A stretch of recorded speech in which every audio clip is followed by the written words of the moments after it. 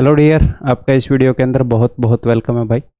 इसके अंदर जैसा कि आप देख रहे हैं, हम एसएससी सीजीएल 2025 के लिए अपना पहला मॉक करने वाले हैं। यानी कि आगे भी इस सीरीज़ के अंदर और भी मॉक टेस्ट आएंगे, ठीक है। और ये मैथ्स का मॉक होएगा, जो कमल सर है वो आपके लिए रीजनिंग का मॉक लेकर आएंगे। तो इस मॉक का पर्पज़ क्या है? इसका पर्पज़ है आपकी अटेम्प्टिंग स्ट्रेटजी को सुधारना। बिकॉज फिलहाल आपने सिलेक्शन पोस्ट फेज 13 में आपने देखा किस तरह का एग्ज़ाम आया, लेंदी एग्ज़ाम आया। तो दो चीज़ों की ज़रूरत होती है आपके एग्ज़ाम में। एक तो नॉलेज की ज़रूरत होती है। नॉलेज का मतलब आपने सिलेबस अच्छे से किया है, आपने प्रैक्टिस अच्छे से की है। बट उसके बावजूद भी अगर आप पेपर को ठीक से अटैम्प्ट नहीं करोगे, वहाँ पे हड़बड़ा जाओगे, वहाँ पर गलत तरीके से अटैम्प्ट करोगे, तो नॉर्मल से थोड़ा सा भी बढ़िया पेपर आएगा तो आपको नुकसान होगा। अगर पेपर इजी है, अटेम्प्टिंग स्ट्रेटजी की नीड नहीं होती है।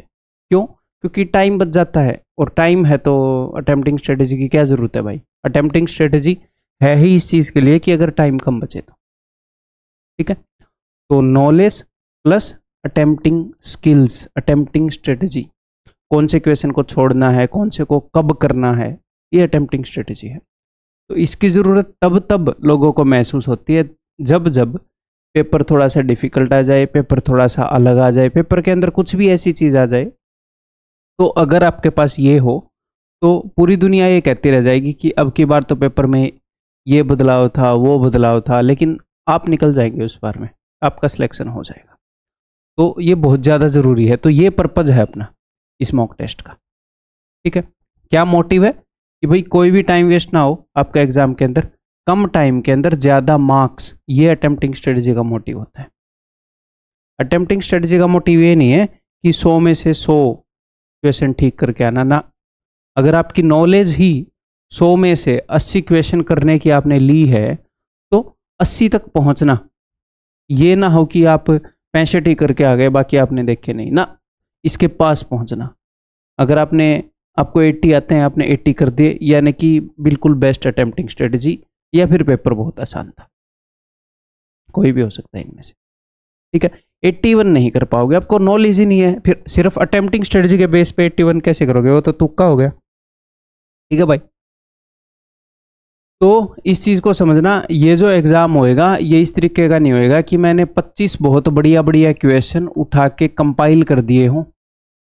आपको इसमें एग्ज़ाम टाइप का मॉक टेस्ट ये मिलेगा। एग्जाम में अगर इजी आते हैं तो इसमें इजी भी मिलेंगे, मीडियम भी मिलेंगे, टफ भी मिलेंगे।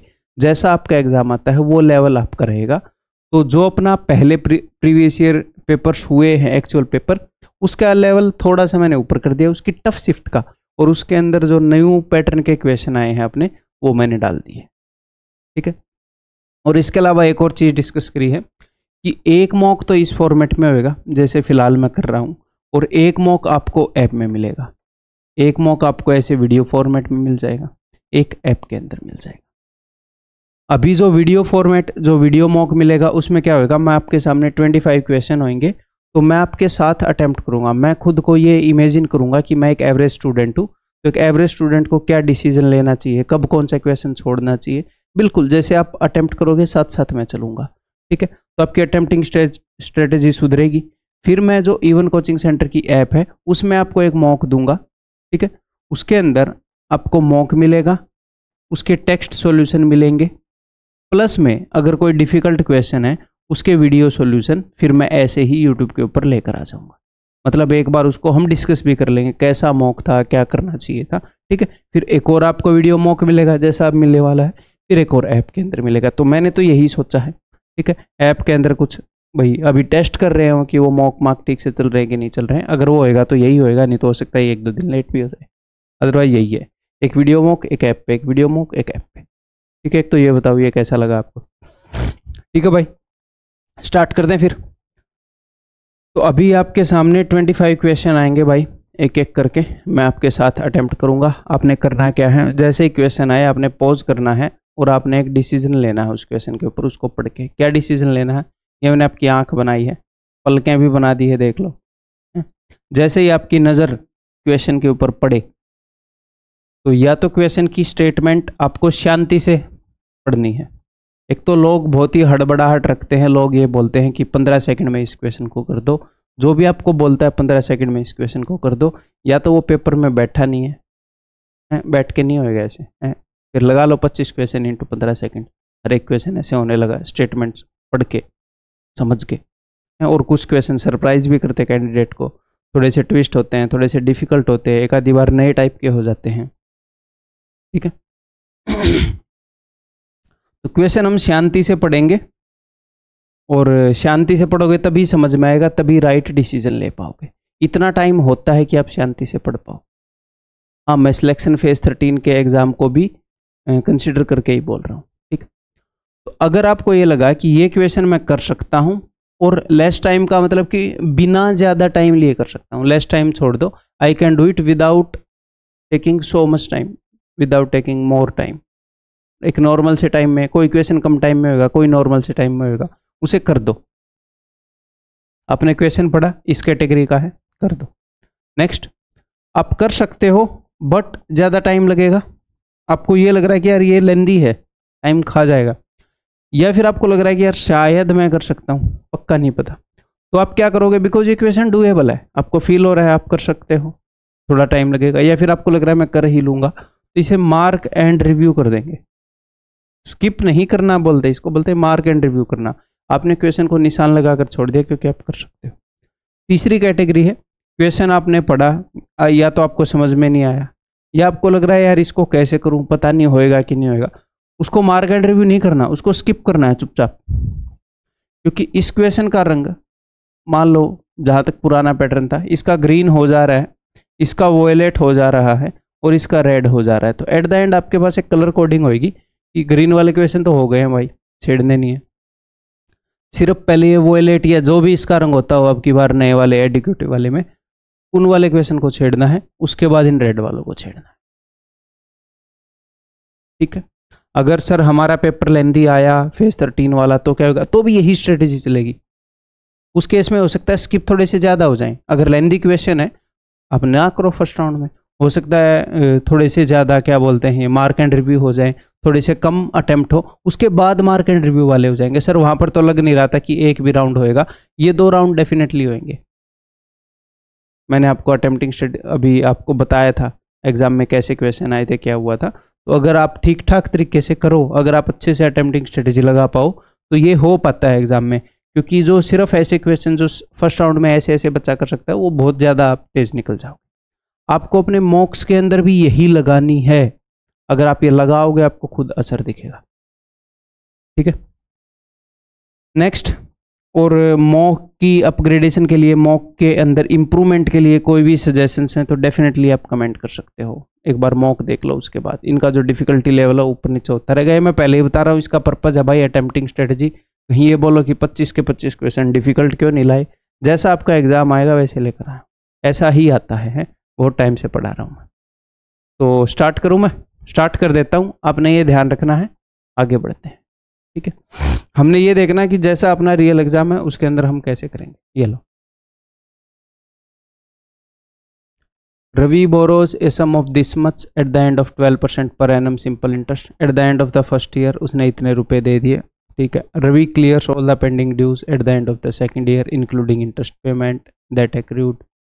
अगर आपको ये लग रहा है कि सर ये थोड़ा लेंदी सा क्वेश्चन है, एक एवरेज स्टूडेंट के पॉइंट ऑफ व्यू से मैं देखूंगा, नहीं तो मैं सारे करता चला जाऊंगा कि सर लेंदी है और थोड़ा सा कैलकुलेशन करना पड़ेगा, जोड़ना घटाना पड़ेगा, तो बिल्कुल भी शर्माना नहीं है इसको मार्क एंड रिव्यू करने में। इसको मार्क एंड रिव्यू करना कोई गलत डिसीजन नहीं है। और इस तरह के क्वेश्चन आए थे, उनमें जो वैल्यू थी, ये तो फिर भी ठीक ठाक वैल्यू है, थोड़ी सी ऐसी ही थी। बट फिर भी अगर आपको अनकंफर्टेबल हो रहा है कि भी पढ़ना पड़ेगा, ये करना पड़ेगा, तो ये नहीं है कि पहले क्वेश्चन से ही आप उस अनकंफर्टेबल सिचुएशन में आ जाओ। मार्क एंड रिव्यू कर दो, आपने छोड़ा नहीं है, टेंशन मत लो, आगे बढ़ते हैं। आप ऐसा कर सकते हो। ऐसा करने से फ़ायदा क्या होगा, हमें नहीं पता 25 क्वेश्चन में से इजी कहाँ पर लोकेटेड है, डिफ़िकल्ट कहाँ पर लोकेटेड है, मॉडरेट कहाँ पर लोकेटेड है, और कितने मैं कर पाऊंगा। क्या पता 25 में से मैं 22 कर पाऊँ, स्टार्टिंग के 3 मुश्किल हो और बाकी धड़ाधड़ निकल जाएं, फिर बिना टेंशन लिए करेंगे उनको। और एक बार जब आप एक राउंड मार लेते हो, तो एक राउंड मारने के बाद आपका जो स्ट्रेस है वो थोड़ा सा लाइट हो जाता है। कम हो जाता है तो फिर और अच्छी परफॉर्मेंस निकल के आती है। ठीक है, अगला क्वेश्चन देखते हैं। अगर किसी बच्चे को ये लग रहा है कि यार DI तो फर्स्ट राउंड में मेरे को नहीं करना चाहिए, तो भी आप इसको मार्क एंड रिव्यू कर सकते हो। लगातार 2, 3, 4 क्वेश्चन भी मार्क एंड रिव्यू कर सकते हो, कोई दिक्कत की बात नहीं। ठीक है भाई, पेपर पे डिपेंड करता है ना हम क्या करेंगे। Study the given table and answer, तो आप चाहो तो फर्स्ट गो में भी कर सकते हो DI के क्वेश्चन को, लेकिन कई बार ये रहता है कि बहुत ईजी है यार, तो एक बार मैं पढ़ लूँ तो पढ़ भी सकते हो, अपनी मर्जी है दोनों। ठीक है, the table represent the number of scooters in thousands, कि कौन सी कंपनी ने कितने 1000 स्कूटर बनाए हैं। ABCD कंपनी है, पीरियड 2016 से 19 है। कौन से साल में कितने स्कूटर बने हैं, हज़ारों में। Average number of scooters produced by company D, तो कंपनी D ने जो एवरेज नंबर ऑफ स्कूटर बनाए हैं, यानी कि इन सारों की एवरेज निकलेगी, इन सबको जोड़ के 4 से भाग होएगा। Is what percent more than the combined average number of scooters. Combined average निकालनी है, यानी कि एक से ज़्यादा कंपनियों की, by the 3 companies A, B and C। इन तीनों की कंबाइंड एवरेज, इन सबको जोड़ के हमने 4 दिए 12, 12 से भाग करना है।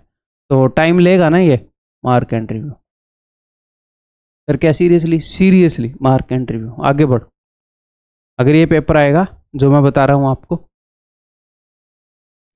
ए shopkeeper sold 24 chocolates for 120 instead of 25 chocolates in 1 pack. ठीक है, चीटिंग द कस्टमर।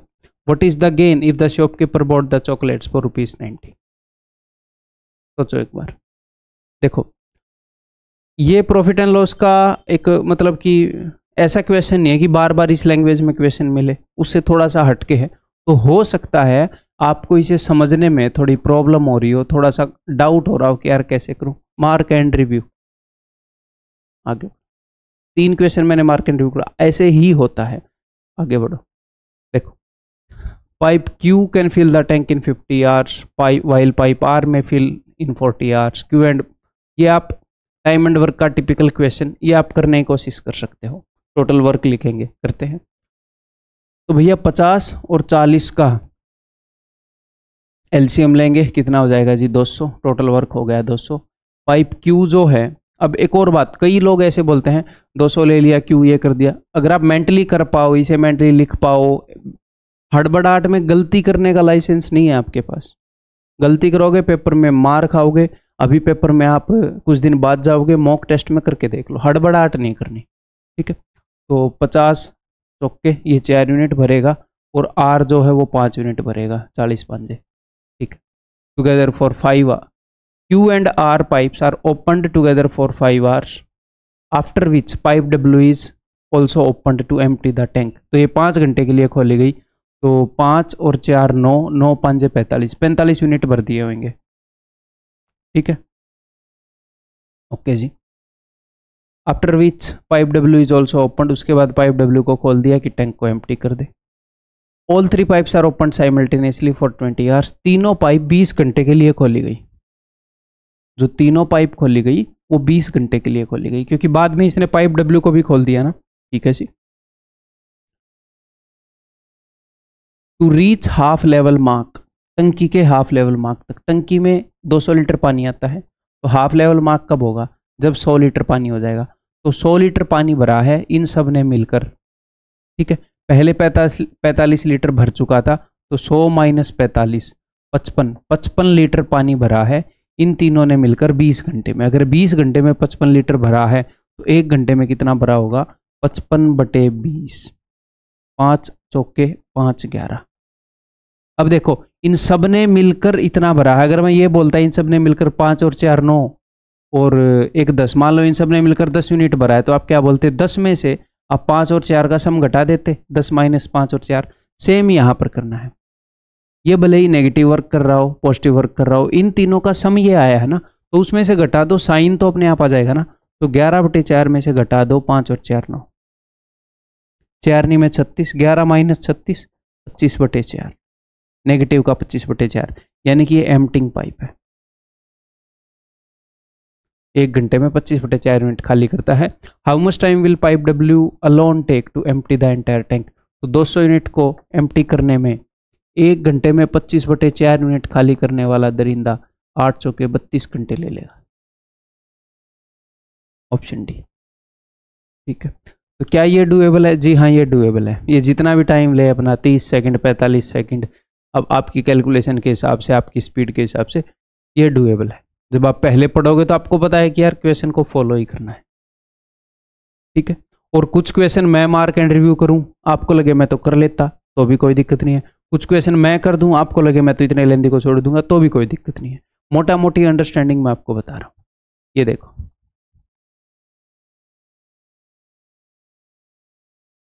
तो भाई sine A cos B directly formula के ऊपर बेस्ड है, और ये फॉर्मूला आपको इस फॉर्म में याद ना हो तो एटलीस्ट ऐसे आपको याद होना चाहिए।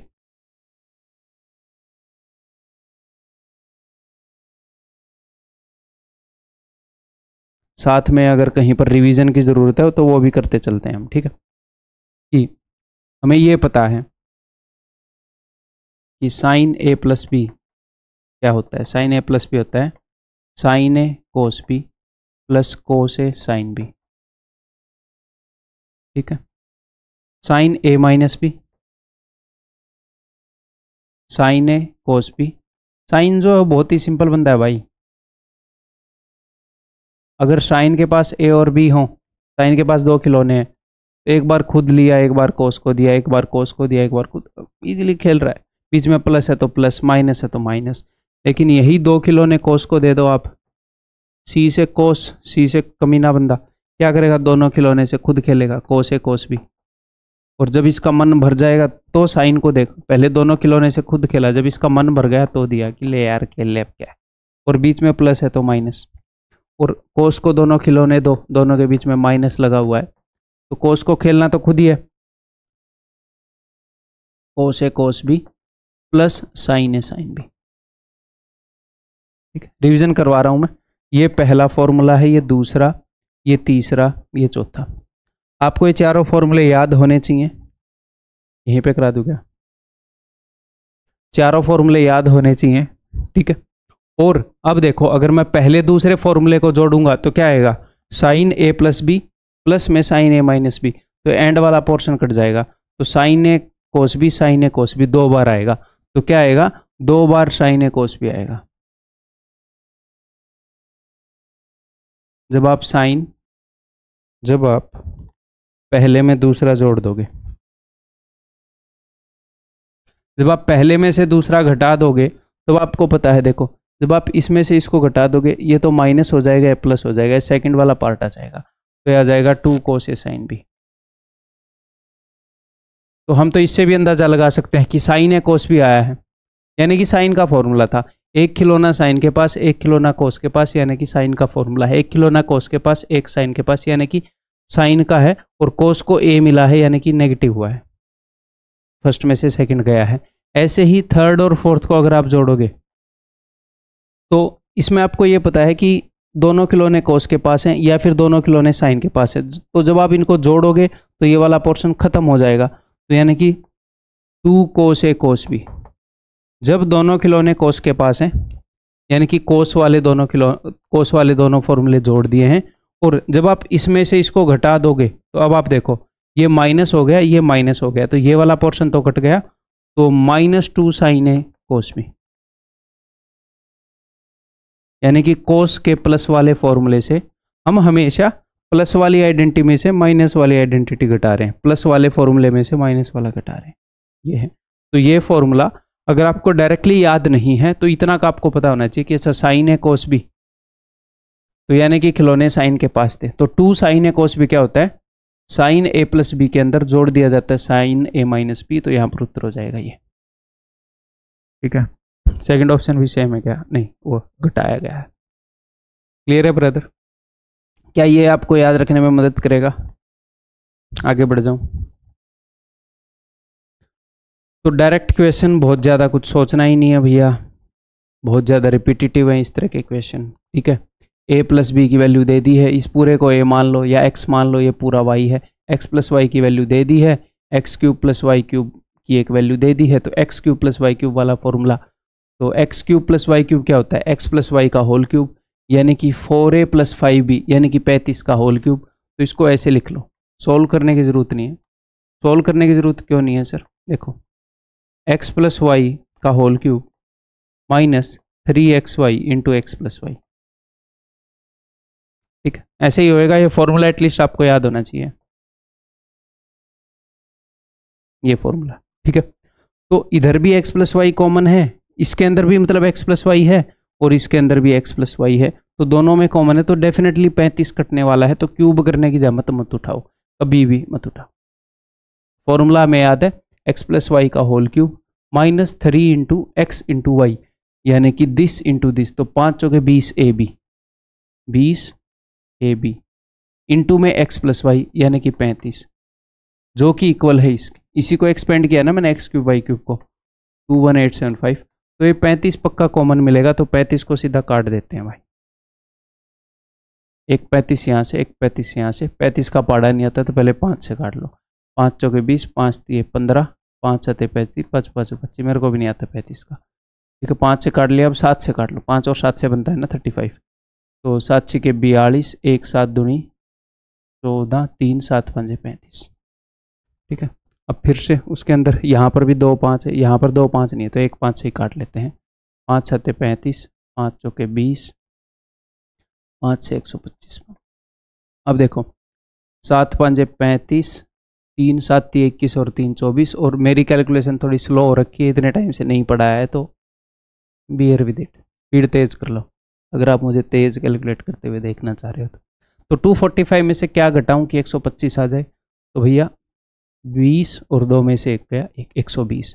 3 4 12, ए बी की वैल्यू 120 आ गई, तो उसने पूछा ए बी की वैल्यू 10 हो गई। ठीक है, क्लियर है, आगे बढ़ जाए। डुएबल है क्वेश्चन,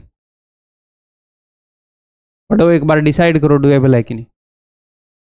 ए मैन कैन रो, और डुएबल का मतलब ये नहीं होता ए मैन कैन, ये नहीं होता भाई। पढ़ेंगे समझेंगे कर लेंगे, जिस भी स्पीड पर होने का क्वेश्चन उस क्वेश्चन पे हो जाएगा। हड़बड़ाना क्यों है, आपके हड़बड़ाने से नुकसान ही होएगा। तो यहाँ पर वीडियो भी अगर आप देख रहे हो तो पॉज करके आराम से शांति से करो। शांति का मतलब स्लो नहीं होता। ठीक है, जब हम शांत रहेंगे तो अपना दिमाग अपनी ऑप्टिमम लेवल पर काम कर सकता है। A man can row a distance of 8 kilometre in 1 hour in still water, तो स्टिल वाटर में उसने स्पीड दे दी। स्पीड क्या होती है, 1 घंटे में कितनी दूर जा रहा बंदा, तो स्टिल वाटर में स्पीड है 8 किलोमीटर पर आवर। ठीक है, he can row the same distance in 40 minutes with the current, with the current यानी कि डाउन स्ट्रीम पानी के साथ साथ 40 मिनट में। स्पीड क्या होती है, डिस्टेंस अपॉन टाइम, 8 घंटे बटे में टाइम कितना है 40 मिनट्स, यानी कि 40/60, 2/3 घंटा। तो पर घंटे अगर मैं निकालूं तो 12 किलोमीटर पर आवर। तो ये क्या है, ये है डाउन स्ट्रीम की स्पीड, ये है स्टिल वाटर की स्पीड। तो भैया इनमें फ़र्क कितने का है, 4 का है।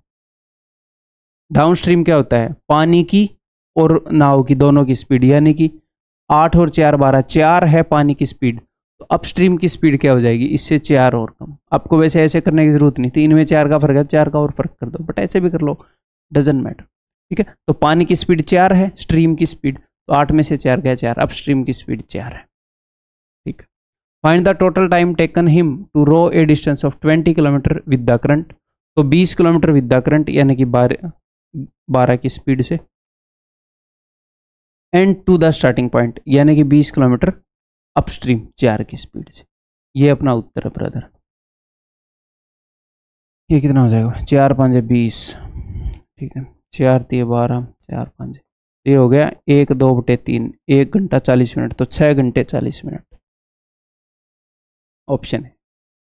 ठीक, आपकी और कोई भी डिमांड हो और कुछ भी आपने बोलना हो ना कि ये वाला कंटेंट बना दो वो वाला, तो वो भी आप कमेंट कर सकते हो। अगर मेरे को लगेगा कि हाँ ये फ्रूटफुल रहेगा तो वो भी मैं कोशिश करूँगा। फिलहाल वैसे तो सिर्फ मॉक की सोच रहा हूँ। पढ़ो, the following table shows the expenditure of A company in rupees lakhs per annum over the given year. या तो आप चाहो तो आप सीधा मार्केट रिव्यू भी कर सकते हो कि यार फिलहाल मैं फर्स्ट राउंड में DI के करने रहने दूं, ऐसे भी आप सोच सकते हो।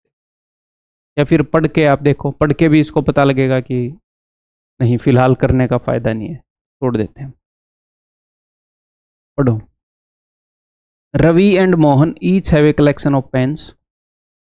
If Ravi gives 2 pens to Mohan they will both have equal number of pens. अगर रवि मोहन को, तो अगर आप इसको बिल्कुल सिंपल वे में करना चाह रहे हो तो ऐसे ऐसे लिख लो, रवि मोहन। इफ रवि 2 पेन दे देता है मोहन को, तो रवि के पास कितने हो जाएंगे, मान लो इसके पास A पेन थे, ठीक है, या फिर रवि के पास आप मान लो आर पेन, मोहन के पास मान लो एम पेन, खत्म, बात करो बात को। If Ravi gives 2 pen to Mohan, तो अगर रवि मोहन को 2 पेन दे देगा तो रवि के पास बच जाएंगे r-2 और मोहन के पास हो जाएंगे m+2, तो फिर उनके पास इक्वल पेन है, उसने बताया है। और अगर मोहन रवि को 4 पेन दे देता है, तो मोहन अगर रवि को 4 पेन दे देगा तो इसके पास तो 4 कम हो जाएंगे, यानी कि m-4, और इसके पास हो जाएंगे जितने भी इसके थे r+4, इसके पास r पेन थे, तो ठीक है जी। तो इस केस में क्या होता है, Ravi will have twice the number of pens then Mohan, तो मोहन के पास जितने बच जाते हैं उससे डबल रवि के पास बच जाते हैं। तो उसने सिंपली हमें 2 इक्वेशन दे दी, इनको हमने सोल्व करना है, ऐसे बार बार करता है वो। तो ये देखो, अगर मैं इस 2 को उधर भेज दूं तो r = m+4। अब इन इक्वेशन को मैं कैसे भी सोल्व कर लूँ, जैसे मुझे ईजी लग रहा है, r - m = 4 करके वैसे कर लूँ, या फिर अब मुझे सिंपली दिख रहा है यार r की जगह m+4 रख देता हूँ, r की जगह m+4 रखूंगा तो m+4 + 4 m+8 = 2m - 8। इस m को इधर लेकर आऊंगा, m = ये 8 इधर आएगा 16। तो अगर m की वैल्यू 16 है, ठीक है, तो इसकी वैल्यू कितनी होएगी, m की वैल्यू 16 है तो r की वैल्यू है 16 + 4 20। और उसने हमें क्या बोला है, what is the total number of pens they both है, तो दोनों के पास पेन है जी 36। अगर उसने ऑप्शन के अंदर, अगर उसने क्वेश्चन ये पूछा होता, वैसे हमें पहले पूरा क्वेश्चन पढ़ना चाहिए, अगर उसने ये पूछा होता कि भैया इन दोनों के पास कितने कितने पेन है, यानी कि ऑप्शन में ऐसे होता 10 और 8, 8 और 6 हैं, 20 और 16, 16 और 12, तो हम ऑप्शन भी चेक कर सकते थे कि अच्छा ये अगर इसको 2 पेन दे रहा है तो बराबर हो रहे हैं कि नहीं, फिर हम सेकंड कंडीशन चेक कर लेते। ठीक, इसके अंदर एक छोटी सी चीज़ बता देता हूँ, क्योंकि ये सिचुएशन बार बार आती है, वो बार बार ऐसा करता है कि उनके पास इक्वल नंबर ऑफ पेन कर देता है बार बार। अगर ये इसको 1 पेन दे तो इक्वल हो जाएंगे, 2 पेन दे तो इक्वल हो जाएंगे। तो यहाँ पे हम डायरेक्टली भी ऐसे डिड्यूस कर सकते हैं। देखो कि if Ravi gives 2 pens to Mohan, तो यहाँ पे डायरेक्टली मुझे पता लग रहा है कि 2 पेन जब वो दे रहा है तो इक्वल नंबर ऑफ पेन हो रहे हैं। तो सिंपल सी बात है कि रवि के पास जो पेन है वो उससे 4 ज़्यादा है, क्योंकि ये इसको 2 देगा तो इसके पास 2 बढ़ जाएंगे और इसके पास 2 कम हो जाएंगे। तो 2 देने पर अगर बराबर हो रहे हैं यानी कि उसके पास 4 ज़्यादा है। अगर 1 पेन देने पर बराबर हो रहा है, अगर मैं किसी को 1 पेन दूँ और नंबर ऑफ पेन बराबर हो जाए, यानी कि मेरे पास 2 पेन ज़्यादा है, क्योंकि 1 पेन दूंगा तो एक तो मेरा कम हो जाएगा, एक उसका पेन ज़्यादा हो जाएगा, तब हम बराबर हो रहे हैं। अगर किसी को मैं 5 पेन दूं और तब हम बराबर हो रहे हैं, यानी कि मेरे पास 10 पेन ज़्यादा है उससे। ठीक, क्लियर है? तो यानी कि एक स्टेप आपको समझ में आए, कभी याद आए तो ठीक है, नहीं तो ऐसे कर ही सकते हैं, कोई दिक्कत नहीं है। ये देखो, in a parallelogram ABCD, side AB is produced beyond B।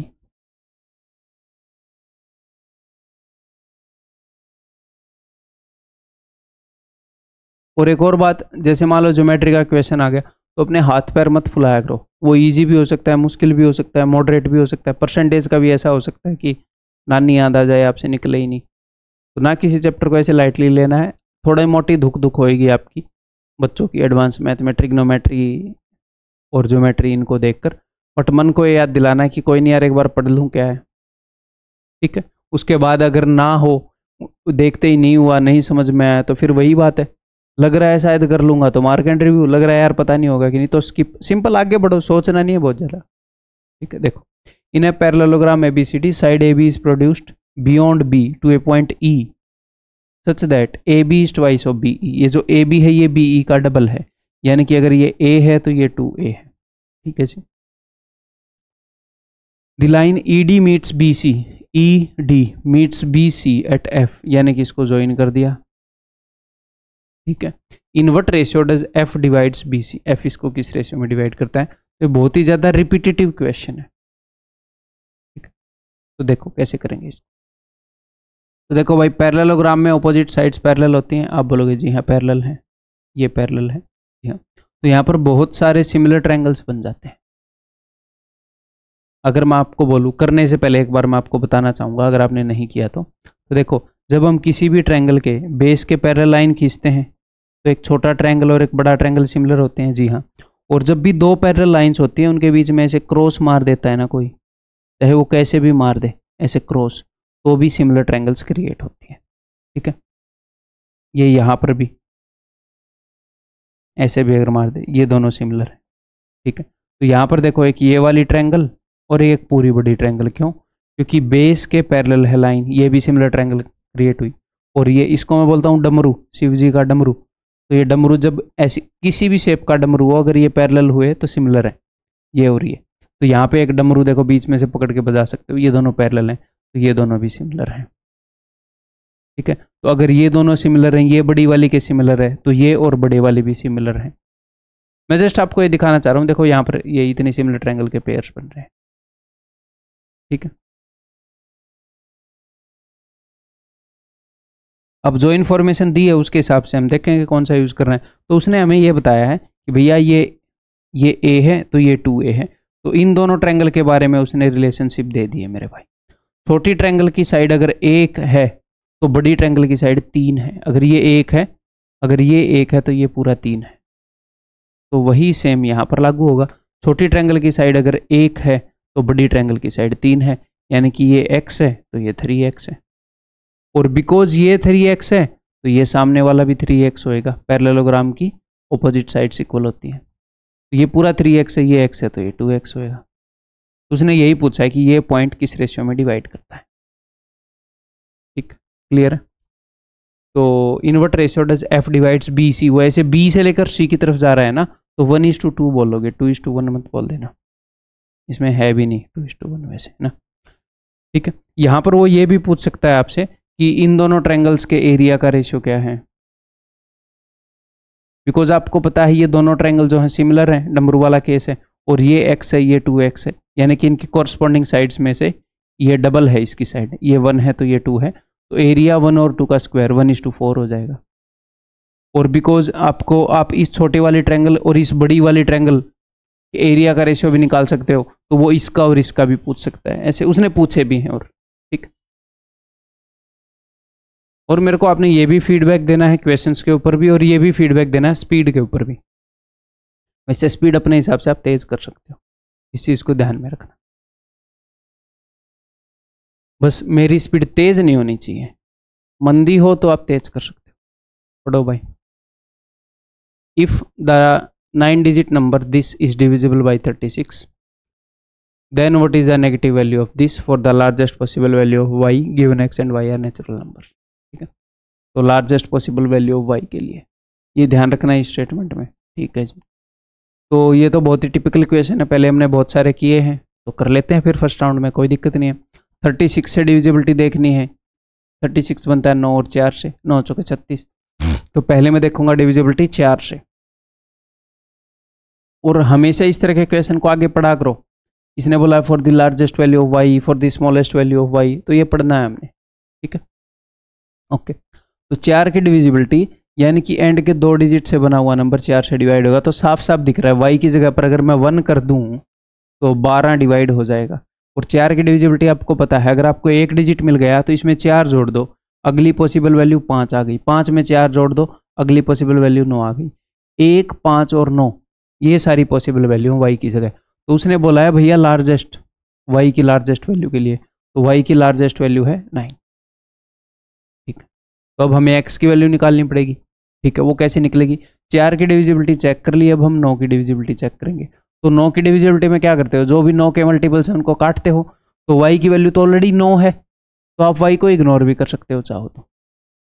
ठीक, लेकिन आपके लिए मैं लिख देता हूँ।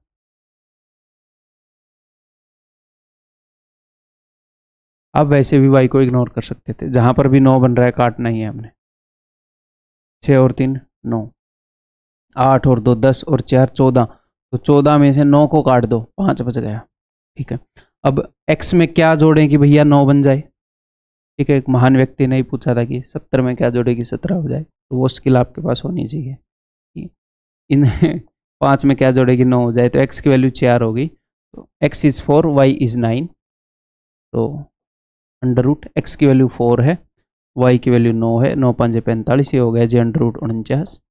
ठीक है, वैसे तो इस चीज़ का मतलब होता है कि भैया 7, लेकिन ये आया हुआ क्वेश्चन है एग्जाम के अंदर, डिट्टो नहीं अलग वैल्यूज़ के साथ, तो वो बोल रहा है कि यार इसकी नेगेटिव वैल्यू ही बताओ मुझे, तो what is the negative value, यानी कि वो -7 के बारे में बात कर रहा है।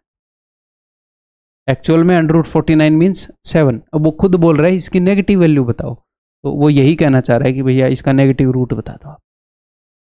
ठीक है, तो फिर तो -7 है। समझ में आ गई बात?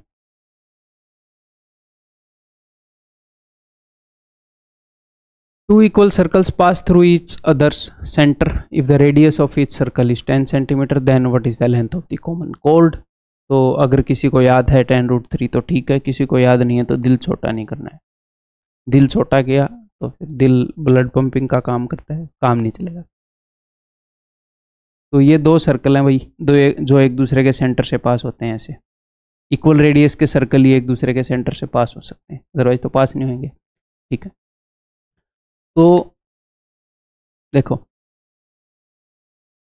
ये क्या है, इस सर्कल के सेंटर से लेकर, ये इसको हम बोल लेते हैं ऑरेंज वाला सर्कल, ऑरेंज वाले सर्कल के सेंटर से लेकर ऑरेंज वाले सर्कल के सरकमफ्रेंस तक इसका रेडियस हो गया। ये हो गया वाइट वाले सर्कल से लेकर वाइट वाले सर्कल का सरकमफ्रेंस, ये भी रेडियस हो गया। और ये तो दोनों सर्कल का रेडियस है, दोनों के सेंटर से लेकर दोनों के सरकमफ्रेंस तक जा रहा है। तो हमेशा यहाँ पर इक्विलेटरल ट्रायंगल बनती है हमेशा। और वो हमसे पूछ रहा है ए बी की लंबाई, ये कॉमन कॉर्ड की लंबाई। तो नीचे भी एक इक्विलेटरल ट्रायंगल बनेगी। तो कुल मिलाकर वो हमसे पूछ रहा है कि भैया ऊपर एक इक्विलेटरल ट्रायंगल बनी है उसकी हाइट, और नीचे एक इक्विलेटरल ट्रायंगल बनी है उसकी हाइट, यानी कि दो इक्विलेटरल ट्रायंगल्स की हाइट, और इक्विलेटरल ट्रायंगल की साइड है 10। तो हाइट होती है √3/2 इंटू ए। तो √3/2 इंटू में 10, लेकिन ऐसी ऐसी दो हाइट हमने देखनी है तो इंटू में 2, तो 10√3। ठीक, काफ़ी टिपिकल केस है, मतलब कि काफ़ी रिपीटेटिव केस है। टिपिकल क्या है, काफ़ी रिपीटेटिव। ऐसे ही दो और जगह हैं जहां पर इक्विलेटरल ट्रायंगल की हाइट से हमें डील करना होता है। कैसे, अभी बताता हूं। देखो एक और क्वेश्चन आता है, जब एक ऐसा रोम्बस जिसके अंदर एक एंगल, ये ठीक ठाक दिख रहा है, गंदा बहुत दिख रहा है,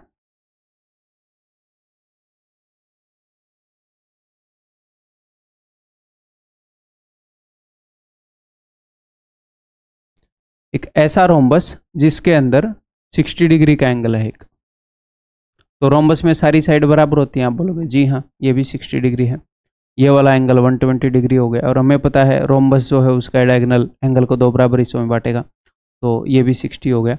तो ऐसा रोम्बस जिसका एक एंगल 60 डिग्री है, तो उसमें ये दो इक्विलेटरल ट्रायंगल हो गए ना, फिर 60 60 60 60 60 60। तो अगर ये बड़े वाला डायगोनल भी कोई आपसे पूछे, मान लो ये वाली साइड बता दी बड़े वाला डायगोनल, तो ये वही होएगा दो इक्विलेटरल ट्रायंगल की हाइट्स, तो ये हो जाएगा 10√3, वही 10√3/2, 10√3/2, तो वही 10√3। और ये छोटे वाला, ये तो इक्विलेटरल ट्रायंगल की साइड के बराबर है, इसकी लंबाई 10। तो अगर कोई बोले किसी रोम्बस में उसका बड़े वाला डायगोनल जो है वो उसके साइड से √3 गुना है, ऐसे क्वेश्चन में एग्जामिनर बोले, तो इसका मतलब ये वाला रोम्बस है।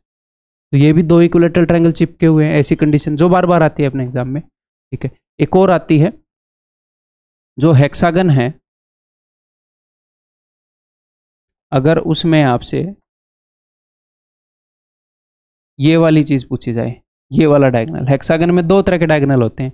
एक तो ये बहुत बड़े वाला, देखो ये दोनों तो बराबर ही हो जाएंगे ना, ए सी और ए ई, क्योंकि एक पॉइंट छोड़ के ये है, एक पॉइंट छोड़ के ये है, एक बड़े वाला। तो बड़े वाला ऐसे कर ले, ठीक है। तो अगर हेक्सागन में ऐसे हम मिलाते हैं तो, अरे भाई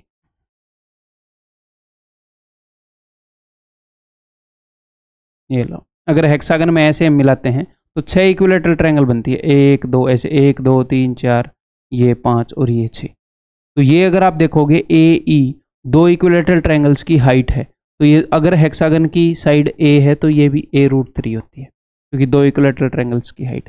तीनों केस मतलब सेम से ही है, दो इक्विलेटरल ट्रायंगल की हाइट। ठीक है, ध्यान रखोगे। और ये वाला डायगोनल जो AD है वो दो इक्विलेटरल ट्रायंगल्स की साइड है, ये वाला A है तो ये वाला भी A है, तो बड़े वाला डायगोनल 2 है। आगे बढ़ जाएं। An investor invested this much rupees in shares. The shares rose by 12% on the first day, fell by 10% on the second day, and rose by 5% on the third day. What is the net percentage increase decrease? Net percentage increase decrease देखना है तो बहुत ही simple है, easily कर लेंगे। उसने 3 change बताए हैं, तो 3 चेंजेस वैल्यूज के ऊपर बेस बात है। हम इस इफेक्टिव या सक्सेसिव परसेंटेज वाले फॉर्मूले से कर लेंगे। जब 3 चेंजेस है तो तीनों को एक बार जोड़ा, एक एक बार। ये फॉर्मूला आपको पता ही होएगा भाई, याद रखने का तरीका बता देता हूं। जब 2-2 का पेयर बनाया था तो 2-2 का पेयर है तो 100 एक बार आएगा। जब 3-3 का ग्रुप बना तो 100 2 बार आएगा। 1-1 का यहाँ पर था तो एक बार भी नहीं आएगा। ठीक है, तो सिंपली यहाँ पर हम क्या करते हैं, पहले उन चेंजेस को लिख लेते हैं कि +12 फिर -10 और 5 ऐसे लिख लो। सर माना नहीं है, नहीं तो गड़बड़ हो जाएगी। ठीक है, साइन के साथ यहाँ लिख लिया। अब एक बार तो सबको डायरेक्टली जोड़ दो। 12 और 5 17 में से 10 गए 7। उसके बाद 12 ढाई 120 नेगेटिव का, 10 5 50 नेगेटिव का, 12 5 60 प्लस। ठीक है, तो इन दोनों को देखोगे तो प्लस का 10, फिर उसमें से 10 घटाओगे माइनस का 110, और बटे में 100 करना था अगर आपको ध्यान हो तो। कुल मिला के ऐसे सोच लिया करो, 2 के बाद पॉइंट लगाना है, तो माइनस में 1.1। अब उसके बाद 3 होंगे तो तीनों की गुणा होगी, तो माइनस में छोटा सा और आएगा। छोटा सा और क्यों बोल रहा हूँ, बिकॉज 10,000 से डिवाइडेड है तो उतना खास फर्क नहीं पड़ता। तो मोस्ट प्रोबेबली क्या होता है, यहीं से उत्तर निकल आता है। तो 7 में से 2 गए, 5.9 में से कुछ छोटी सी वैल्यू घटानी है, और ओवरऑल चीज़ क्या है, प्लस है, क्योंकि 5.9 में से छोटी ही घटेगी। यार 10,000 से डिवाइड कर रखा है, इन तीनों के प्रोडक्ट को क्या ही आ जाएगा। तो 5.9 से थोड़ा सा छोटा बट ओवरऑल प्लस है तो इंक्रीज, तो ये 5.8 का इंक्रीज। ठीक, आगे बढ़ रहा हूँ। तो मान लो आपने क्वेश्चन देखा, अगर आपका करने का दिल कर रहा है तो कर दो, अगर आपको ये लग रहा मैं तो अभी हाथ नहीं लगाऊंगा तो मार्क एंड रिव्यू करके आगे बढ़ जाओ। ये सिंपल बात है, मैं भी कर देता हूँ। The given expression is equivalent to, तो CSC cosec theta +1 cosec theta -1। अगर आप ध्यान से देखोगे इसी का एग्जैक्टली उल्टा वहां पर है, तो आपको ये वाला पोर्शन सोल्व करने की नीड भी नहीं है। इसको सोल्व कर लो, फिर उसी का रेसिप्रोकल ऐड कर दूंगा। ठीक है जी, तो सबसे पहले तो बहुत ही सिंपल तरीके से करते हैं। इस कोसेक को देख रहा हूं मैं 1/sin +1, मन ही मन में देख रहा हूं ये मैं। ठीक है, 1/sin -1, ऐसे आप यहीं पर देख सकते हो। तो साइन ऊपर जाएगा तो आ जाएगा 1 + sin बटे में साइन, 1 - sin बटे में साइन, साइन से साइन कट जाएगा। ये चीज़ आप डायरेक्टली लिख सकते हो वहाँ से, ये अंडर रूट है। ठीक है जी, तो अब आप क्या कर सकते हो, अब आप इसको वो कर सकते हो, रेशनलाइजेशन बोलते हैं। नीचे 1 - sin है तो 1 + sin से गुणा कर सकते हो ऊपर नीचे। जी हाँ, तो ऊपर 1 + sin into 1 + sin, under root में से एक ही बाहर निकलेगा। ठीक है जी, नीचे 1 - sin into 1 + sin, a - b a + b, a² - b², 1 - sin square जो कि होता है cos स्क्वायर, तो अंडर रूट से सिर्फ cos बाहर निकलेगा। जी हाँ, तो ये क्या हो गया, 1/cos + sin/cos, 1/cos हो जाएगा जी सीकेंट, प्लस में sin/cos हो जाएगा मेरे भाई 10। तो यहाँ पर तो सीकेंट + 10 है, और जोड़ रखा है इसमें इसका रेसिप्रोकल, इसका रेसिप्रोकल। तो सीकेंट + 10 का रेसिप्रोकल होता है सीकेंट -10, आपको पता होना चाहिए। तो 10 से 10 गया 2 सीकेंट। आपको ये पता होना चाहिए कि सीकेंट + 10 का रेसिप्रोकल सीकेंट -10 है। कैसे है, क्यों है, बता देता हूँ, रिवाइज करवा देता हूँ।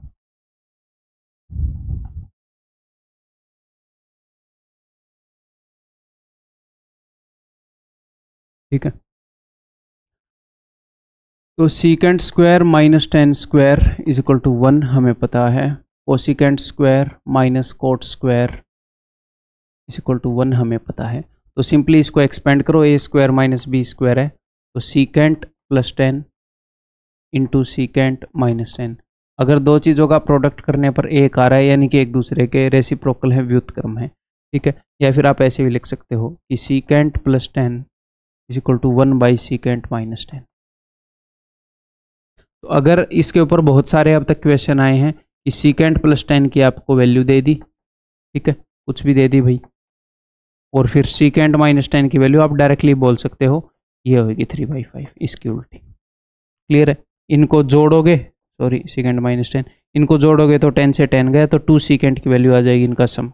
ऊपर वाले में से नीचे वाला घटा दोगे तो आप देख लो, ये माइनस ये प्लस, सेकेंड से सेकेंड कट जाएगा, 210 की वैल्यू आ जाएगी। इस कंसेप्ट के ऊपर बहुत सारे क्वेश्चन आ चुके हैं। सिमिलरली यहाँ पर भी मैं बोल सकता हूँ फिर कि कोसेक प्लस कोट और कोसेक माइनस कोट एक दूसरे के रेसिप्रोकल हैं। अगर इनमें से एक की वैल्यू पता है तो दूसरे की वैल्यू उसकी 1/, में यानी कि उसकी रेसिप्रोकल वैल्यू होएगी। अब इसी चीज को एक और फॉर्म में एग्जामिनर यूज करता है, कैसे यूज करता है वो भी बता दूं।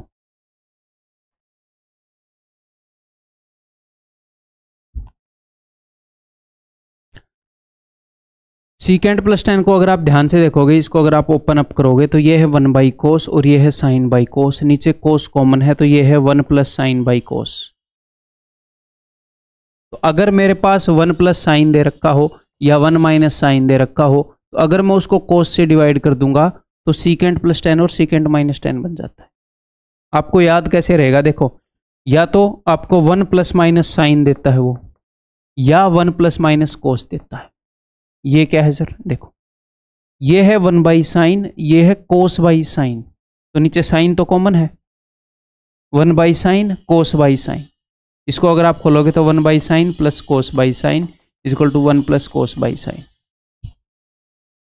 तो जब 1 + sin या 1 - sin या फिर 1 + cos या 1 - cos, 1 + sin को cos से डिवाइड करो, 1 - sin को भी cos। जब sin है, sin के साथ में एक जोड़ रखा है या उसको एक में से घटा रखा है तो आप cos से डिवाइड करोगे, cos है तो आप sin से डिवाइड करोगे। तो आपको पता होना चाहिए कि इसमें और इसमें भी एक रिलेशन है। तो इस नॉलेज को हम यूज कर पाते हैं कई बार। कैसे? इस क्वेश्चन में भी यूज कर पाओगे। जैसे ही आपने ये देखा 1/sin प्लस में 1, ये वाला 1/sin प्लस में 1, तो आगे आप यहां तक पहुंचे √1 + sin 1 - sin, तो यहीं से आप ये कर सकते थे। ये तो 1 + sin 1 - sin वो वाला ही केस है। कौन से वाला? इसको अगर मैं cos से डिवाइड करूंगा, साइन है ना, अगर cos से डिवाइड करूंगा तो मन में करके देख लो, 1/cos सीकेंट प्लस में 10 बन जाएगा। तो आपने मन ही मन में इसको cos से डिवाइड किया ऊपर नीचे, तो ऊपर बन गया मेरे भाई सीकेंट प्लस 10 और नीचे बन गया सीकेंट माइनस 10। अब आपको ये पता है कि सीकेंट प्लस 10 और सीकेंट माइनस 10 एक दूसरे के रेसिप्रोकल हैं। रेसिप्रोकल का क्या मतलब? अगर ये ऊपर जाएगा यहां से उठ के, अगर नीचे से 3/2 उठ के ऊपर जाएगा तो 2/3 बन जाएगा। तो अगर ये यहां से ऊपर उठ के जाएगा तो ये सीकेंट प्लस 10 बन जाएगा। तो ऊपर secant plus 10 into secant plus 10, यानी कि बाहर सीकेंट प्लस 10 ही आएगा। ये सीकेंट माइनस 10 क्या है? ये 1/ सीकेंट प्लस 10 है, 1/ सीकेंट प्लस 10, तो वैसे ऊपर सीकेंट प्लस 10 ही जाएगा ना, ठीक है। या फिर आप इसको ऐसे ही बोल सकते हो कि सीकेंट प्लस 10 अगर नीचे आएगा तो सीकेंट माइनस 10 बन जाएगा, तो 2 सीकेंट माइनस 10, यानी कि ये हो जाएगा 1/ सीकेंट माइनस 10। या फिर यहां से इसको भी ऐसे लिख सकते हैं, आपको पता है, ठीक है। ठीक है भाई, वैल्यू पुटिंग से भी कर सकते हैं। एलजेब्रा और ट्रिग्नोमेट्री में मैंने आपको एक बेसिक रूल बता रखा है कि सबसे पहले हम क्वेश्चन को पढ़ेंगे और ये देखेंगे कि भाई ये कोई फिक्स पैटर्न है, आपने कर रखा है नहीं कर रखा है। तो सबसे पहले तो हम वो देखेंगे कि भैया कोई पैटर्न रिकॉग्नाइज करने की कोशिश करेंगे, वो खुद ही हो जाएगा, आपको जोर लगाने की जरूरत नहीं, आपने पढ़ रखा है पैटर्न रिकॉग्नाइज हो जाएगा। नहीं हो जाएगा तो सबसे अगला स्टेप, उससे जस्ट अगला स्टेप होएगा वैल्यू पुट करने की कोशिश। पैटर्न रिकॉग्नाइज नहीं हो रहा तो ये देख लो कहीं इजीली वैल्यू पुट करके तो नहीं हो रहा है। अगर इजीली वैल्यू पुट करके हो रहा है तो क्वेश्चन कैसा भी हो, किसी भी तरीके से हो रहा हो, हमने वैल्यू पुट करके निकाल लिया, हम आगे बढ़े यार, एग्जाम में यही करना है।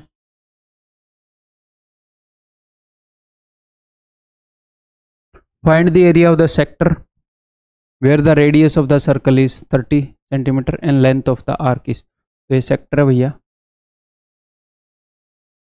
तो लेंथ ऑफ द आर्क है 12 और रेडियस है मेरे भाई 30। तो ये मैं आपको बता चुका हूँ। एरिया का फॉर्मूला क्या होएगा, आप यूट्यूब के ऊपर ये भी लिख लेना अगर आपको इसके बारे में और भी कंसेप्ट डिटेल में पढ़ना है कि सेक्टर ऑफ ए सर्कल, मेरा नाम लिख देना भाई भूतेश सर, देन आपको एक वीडियो मिल जाएगी, एक वीडियो में करा रखा। तो ये होएगा half into length of arc into में ये 30, 180। क्यों है कैसे है उस वीडियो में आपको पता लग जाएगा। इसको रटने का क्या तरीका, रटने का तरीका ये मैंने इसीलिए ऐसे बनाया है कि आप इसको ऐसे इमेजिन कर लो। एक ट्रायंगल में क्या होता है, बेस इंटू हाइट होता है और हाइट इस पर 90 डिग्री बनाती है, तो ये रेडियस भी सर्कमफ्रेंस के ऊपर 90 डिग्री ही बनाता है। तो ये मान लो ये बेस है, ये हाइट है, ठीक। Find the average of first 200 natural numbers. तो फर्स्ट 200 नेचुरल नंबर का सम कितना होएगा, तो सम होएगा इस फॉर्मूले से, यानी कि 200 इंटू 200 1 बटे में 2। एवरेज निकालनी है, तो एवरेज निकालनी है तो डिवाइड भी करना पड़ेगा भैया, 200 है 200 से, ठीक है। तो ये हो जाएगी भी 201/2 यानी कि 100.5। और इसको ऐसे रटने की जरूरत नहीं है, कई बार ऐसे बच्चे रट के रखते हैं कि पहले 200 नेचुरल नंबर की एवरेज है कि इसमें 1 जोड़ के 2 से डिवाइड कर दो। आपको सम याद है ना, तो चुपचाप वहाँ पे n से डिवाइड कर लेना यार। हमने अननेसेसरी चीज़ें याद नहीं करनी, अपने दिमाग की एक लिमिट है ना यार, लिमिट इन द वे कि जितना ज़्यादा आप रिटेन करने की कोशिश करोगे उतना ज़्यादा रिवीजन करना पड़ेगा। तो क्यों ना हम नेसेसरी चीज़ें रिटेन करने की कोशिश करें, हम अपने ऊपर बर्डन ना बढ़ाएं। जीके भी करनी है, वो कैप भी करनी है, बहुत कुछ करना है हमें, है ना। देखो मेरे लिए तो इजी है सिर्फ मैथ पढ़ाना है, मैं तो सड़ा सब रटा हुआ भी है, मेरे को पता है कि आप कितना करना आपके लिए, ठीक है। इक्वेशन भाई नेक्स्ट, तो ऊपर देखो, अगर आप ध्यान से देखोगे 4y का स्क्वायर है 16y स्क्वायर, 3x का स्क्वायर है 9x स्क्वायर, और यहाँ पर 4 थी 12 दूनी 24। तो सिंपली ऊपर a माइनस बी का होल स्क्वायर है, ऊपर है 4y माइनस 3x का होल स्क्वायर और नीचे है 4y माइनस 3x। ये नहीं है कि पहले सर अगर 9x लिख रखा है तो इसको तो मैं 3x का ही होल स्क्वायर लिखूंगा, ठीक है। तो 4y माइनस 3x होने को 3x माइनस 4y भी हो सकता है। अच्छा ये इसने दे रखा है, दोनों तो ऑप्शन में नहीं देने चाहिए भाई, नहीं 3 3x माइनस 4y अगर ये देगा, नहीं यही आएगा, यही आएगा 4y माइनस 3x। क्योंकि अगर हम इसको ऊपर ऐसे लिख देंगे 3x माइनस 4y का होल स्क्वायर, ठीक है, तो नीचे है 4y माइनस 3x, इसको आप लिखोगे 3x माइनस 4y। तो जब आप इससे इसको काटोगे तो ये -1 पर जाएगा, तो फिर से 4y माइनस 3x हो जाएगा, यही आएगा, यही आएगा, दोनों दे सकता है वो ऑप्शन में, ठीक है। क्लियर है मेरे भाई, आगे बढ़ जाएं। If we extend a chord infinitely on both sides, ये एक सर्कल है, ठीक है। देखो मैं सारे टर्म बता दूं, ये एक कॉर्ड है, ठीक है, ये एक टेंजेंट है, कॉर्ड यानी कि जीवा, टेंजेंट यानी कि स्पर्श रेखा, और ये एक सीकेंट है यानी कि छेदक है, सर्कल को छेद कर ये निकल गया है। कॉर्ड सर्कल के सिर्फ अंदर रहती है और सीकेंट ऐसे बाहर भी होती है, इस लाइन को सीकेंट बोलते हैं। सीकेंट का वो हिस्सा जो सर्कल के अंदर होता है उसको कॉर्ड बोलते हैं, ठीक है। तो ये बोल रहा है कि अगर एक कॉर्ड को इनफाइनाइटली दोनों साइड पर ऐसे बढ़ा दें, हम ऐसे बढ़ा दें, तो वो क्या बन जाएगी, तो सिंपल सी बात है यार, सीकेंट बन जाएगी। वो क्या बन जाएगी, वो सीकेंट, छेदक, ठीक है। आगे बढ़ जाऊं, if a circle whose centre is 2 3 touch is the line this then the radius of the circle. तो अगर आपको पता है, ये फॉर्मूला याद है, कर दो। आपको लग रहा है पता नहीं कैसे होगा, याद नहीं है, ये हम कर चुके हैं पहले, सिलेबस के बिल्कुल अंदर है ये, ठीक है।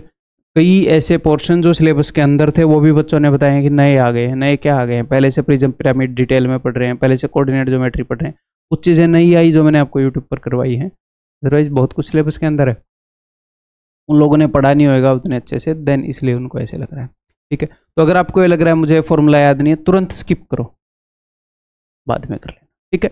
अटेम्प्टिंग स्ट्रेटजी ऐसे क्लियर होनी चाहिए, ठीक है। मैं अभी आपको बता देता हूँ, किसी भी एक पॉइंट से, मान लो अपने पास एक पॉइंट है, ठीक है, उसके कोऑर्डिनेट्स हैं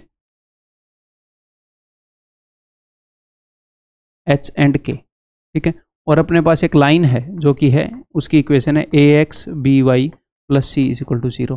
तो इस पॉइंट का डिस्टेंस इस लाइन से परपेंडिकुलर डिस्टेंस वो कितना होगा, तो इसके लिए अपने पास एक फॉर्मूला है क्या, कि सबसे पहले ये जो पॉइंट की वैल्यू है इनको इस लाइन में रखो, h और k को x और y की जगह रखो, तो ये हो जाएगा a into H plus b into के प्लस में c, इसको लगाओ ऐसे मॉड्यूलस, हमें इसके साइन से कोई लेना देना नहीं है, सिर्फ वैल्यू से लेना देना है, बटे में मान लो ये p है, ये q है, तो ये p q की लंबाई है, इस पॉइंट का डिस्टेंस इस लाइन से perpendicular distance √a² + b²।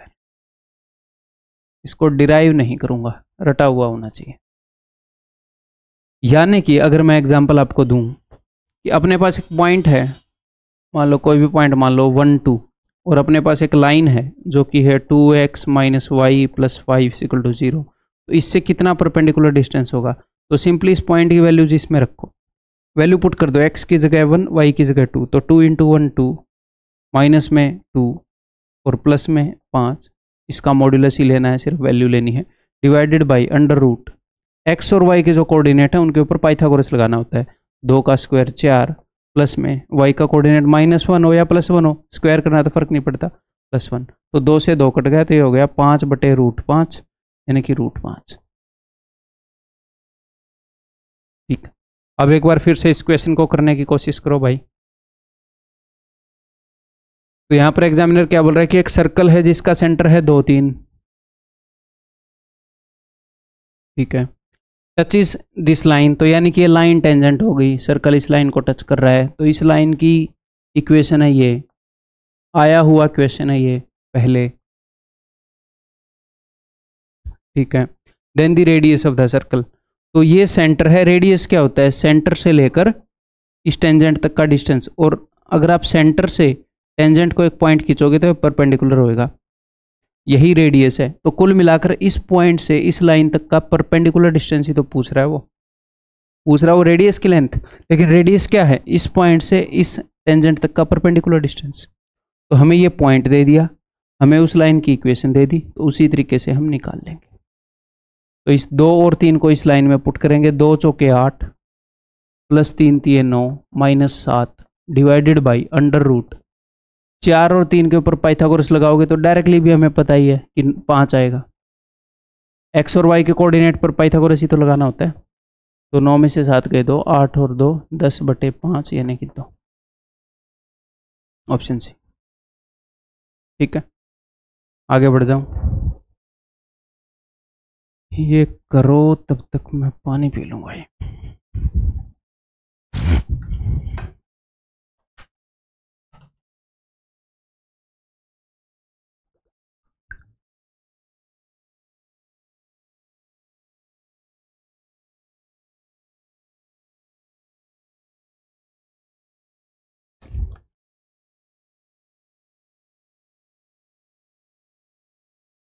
Easy question है। sin² 64, इसको हम ऐसे देख सकते हैं, इसको साइन को cos में बदलोगे तो एंगल को 90 में से घटाना पड़ेगा, यानी कि 26। तो इन दोनों में से 9 कॉमन ले लो, sin² 26 + cos² 26, तो sin² थीटा + cos² थीटा 1 होता है, तो यहाँ पर तो 9 ही आ गया, प्लस में आ गया जी 36। ठीक है, ऐसे ही ये जो cos² 58 है, इसको आप लिख सकते हो, अगर इसको साइन की फॉर्म में लिखना है तो 90 में से एंगल को घटाना पड़ेगा, यानी कि 32। तो अगर इन दोनों में से मैं -7 कॉमन ले लूँ तो cos² theta + sin² theta, minus common लिया है, ध्यान रहे, तो ये हो जाएगा 32, माइनस का 7 कॉमन लिया, ब्रैकेट में sin² थीटा + cos² थीटा जो कि 1 होता है, तो आ गया भैया √45/25, 5 5 25, 5 में 45, 3/√5, तो यही है 3/√5, क्योंकि 3√5/5, √5 से इसको काटोगे तो √5 आ जाएगा, 3/√5।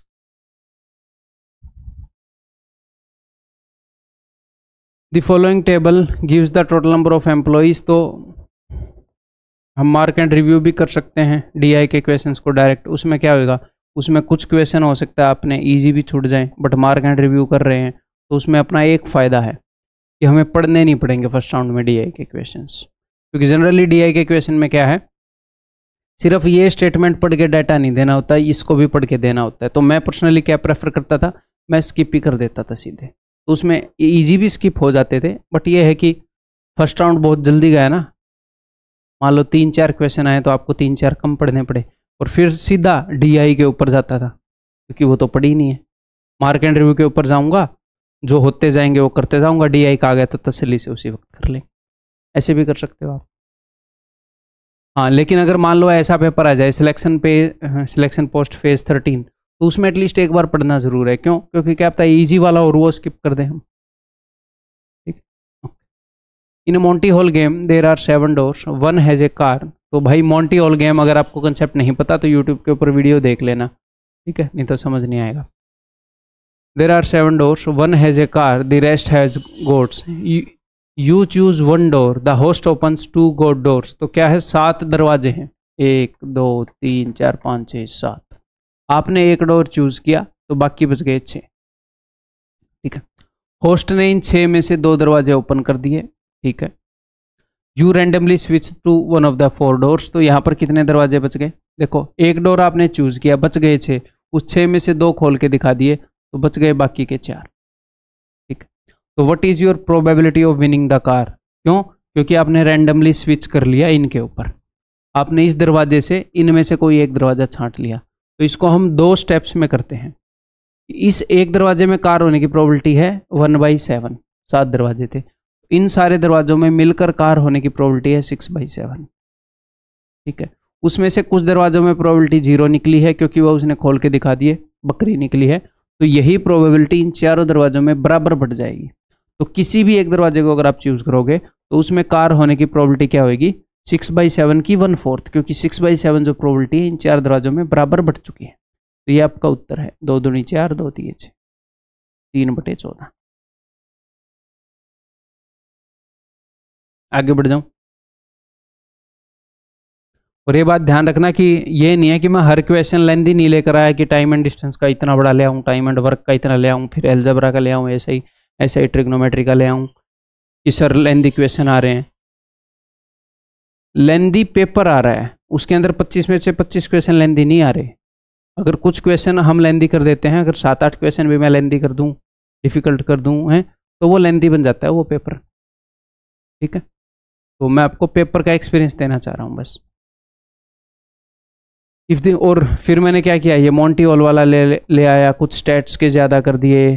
ठीक है, कोऑर्डिनेट ज्योमेट्री के ज़्यादा कर दिए कि अगर ये ज़्यादा आ रहे हैं तो इन टॉपिक्स को थोड़ा ज़्यादा टच कर लेते हैं, बाकी टॉपिक्स की तो प्रैक्टिस आपकी हो ही रही है। ठीक, देखो तो इनकी प्रैक्टिस करवाता रहूँगा इसके through. If the graph of this equation cuts the coordinate axis at P and Q. ये एक इक्वेशन है, इसका ग्राफ जो है कोऑर्डिनेट एक्सिस को पी और क्यू पे काटता है। ठीक है, ऐसे कहीं ना कहीं काटता होगा, देखते हैं तो कैसे पता चलेगा कहाँ पर काटता है। तो अगर आप y को 0 कर दोगे तो आपको ये पता लग जाएगा x एक्सिस पे कहाँ पर काटता है। तो y को 0 मतलब y की वैल्यू 0 पुट कर दो तो ये 0 हो गया। तो 20x = 4, 20x = 20 से इसको काटोगे तो 21, x की वैल्यू 21, यानी कि x एक्सिस को 21 0 से 21 की दूरी पर काटता है यहाँ पर, यानी कि 21 0 पर। ये लिखने की जरूरत नहीं है, ये पता होना चाहिए यहाँ से 21 की दूरी पर काट रहा है। ठीक है, जब आप x को 0 कर दोगे तो तब जो वैल्यू की y की वैल्यू आएगी वो ये पता लग जाएगा y एक्सिस पर कहाँ पर काट रहा है। नेगेटिव में आएगी तो यानी कि नीचे, पॉजिटिव में आएगी तो यानी कि ऊपर। तो x को 0 रखते ही ये तो पूरा 0 हो गया। 21y = 420, तो y की वैल्यू आ जाएगी 20, तो यानी कि ये 0 20, x की वैल्यू 0 है 20 की हाइट पर। तो वो जो लाइन है वो यहाँ से पास हो रही है ऐसे। ठीक है, ये वाला डिस्टेंस 20 है। ओके, अब वो आपसे क्या पूछ रहा है, तो ये P और Q पर ये लाइन काट रही है, what is the value length of PQ। तो ये 20 21 29 वाला पाइथागोरियन ट्रिपलेट है, तो लंबाई हो जाएगी जी ऑप्शन। आगे बढ़ते हैं।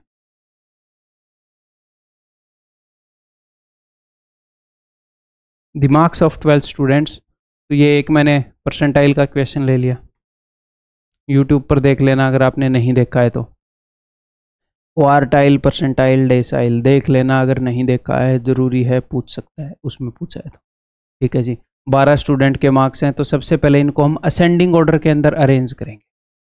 ठीक है जी, फिर हमने निकालना है P75 परसेंटाइल, 75th परसेंटाइल। तो सिंपल सी बात है, अगर आपको परसेंटाइल निकालना है 75वां, तो 75/100 टोटल 100 टुकड़ों में बांटता है, गुणा में n+1 होता है, यानी कि नंबर ऑफ आइटम्स +1।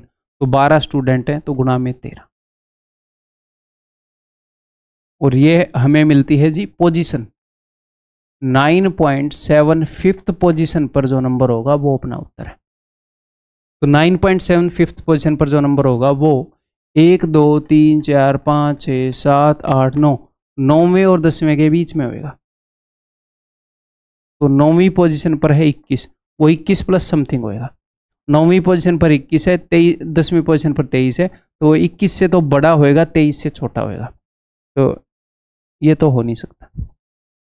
ठीक है, क्या पता इन्हीं दो इन्फॉर्मेशन इन दोनों के बीच में होगा, इन दोनों के बराबर भी नहीं हो सकता, क्या पता उसी के बेस पर ऑप्शन कट जाए। ठीक है, तो उसके बाद हमने कितना चलना है, इन दोनों के बीच में जितना भी गैप है उस गैप का 3/4 हमने चलना है, 0.75 यानी कि 3/4। तो 3/4 चलना है, इन दोनों के बीच में गैप है जी 2 का, तो 2 का 3/4 यानी कि 1.5 यानी कि 22.5। डिटेल में यूट्यूब पर देख लेना, नहीं देखा है तो। ठीक, आगे बढ़ रहा हूँ।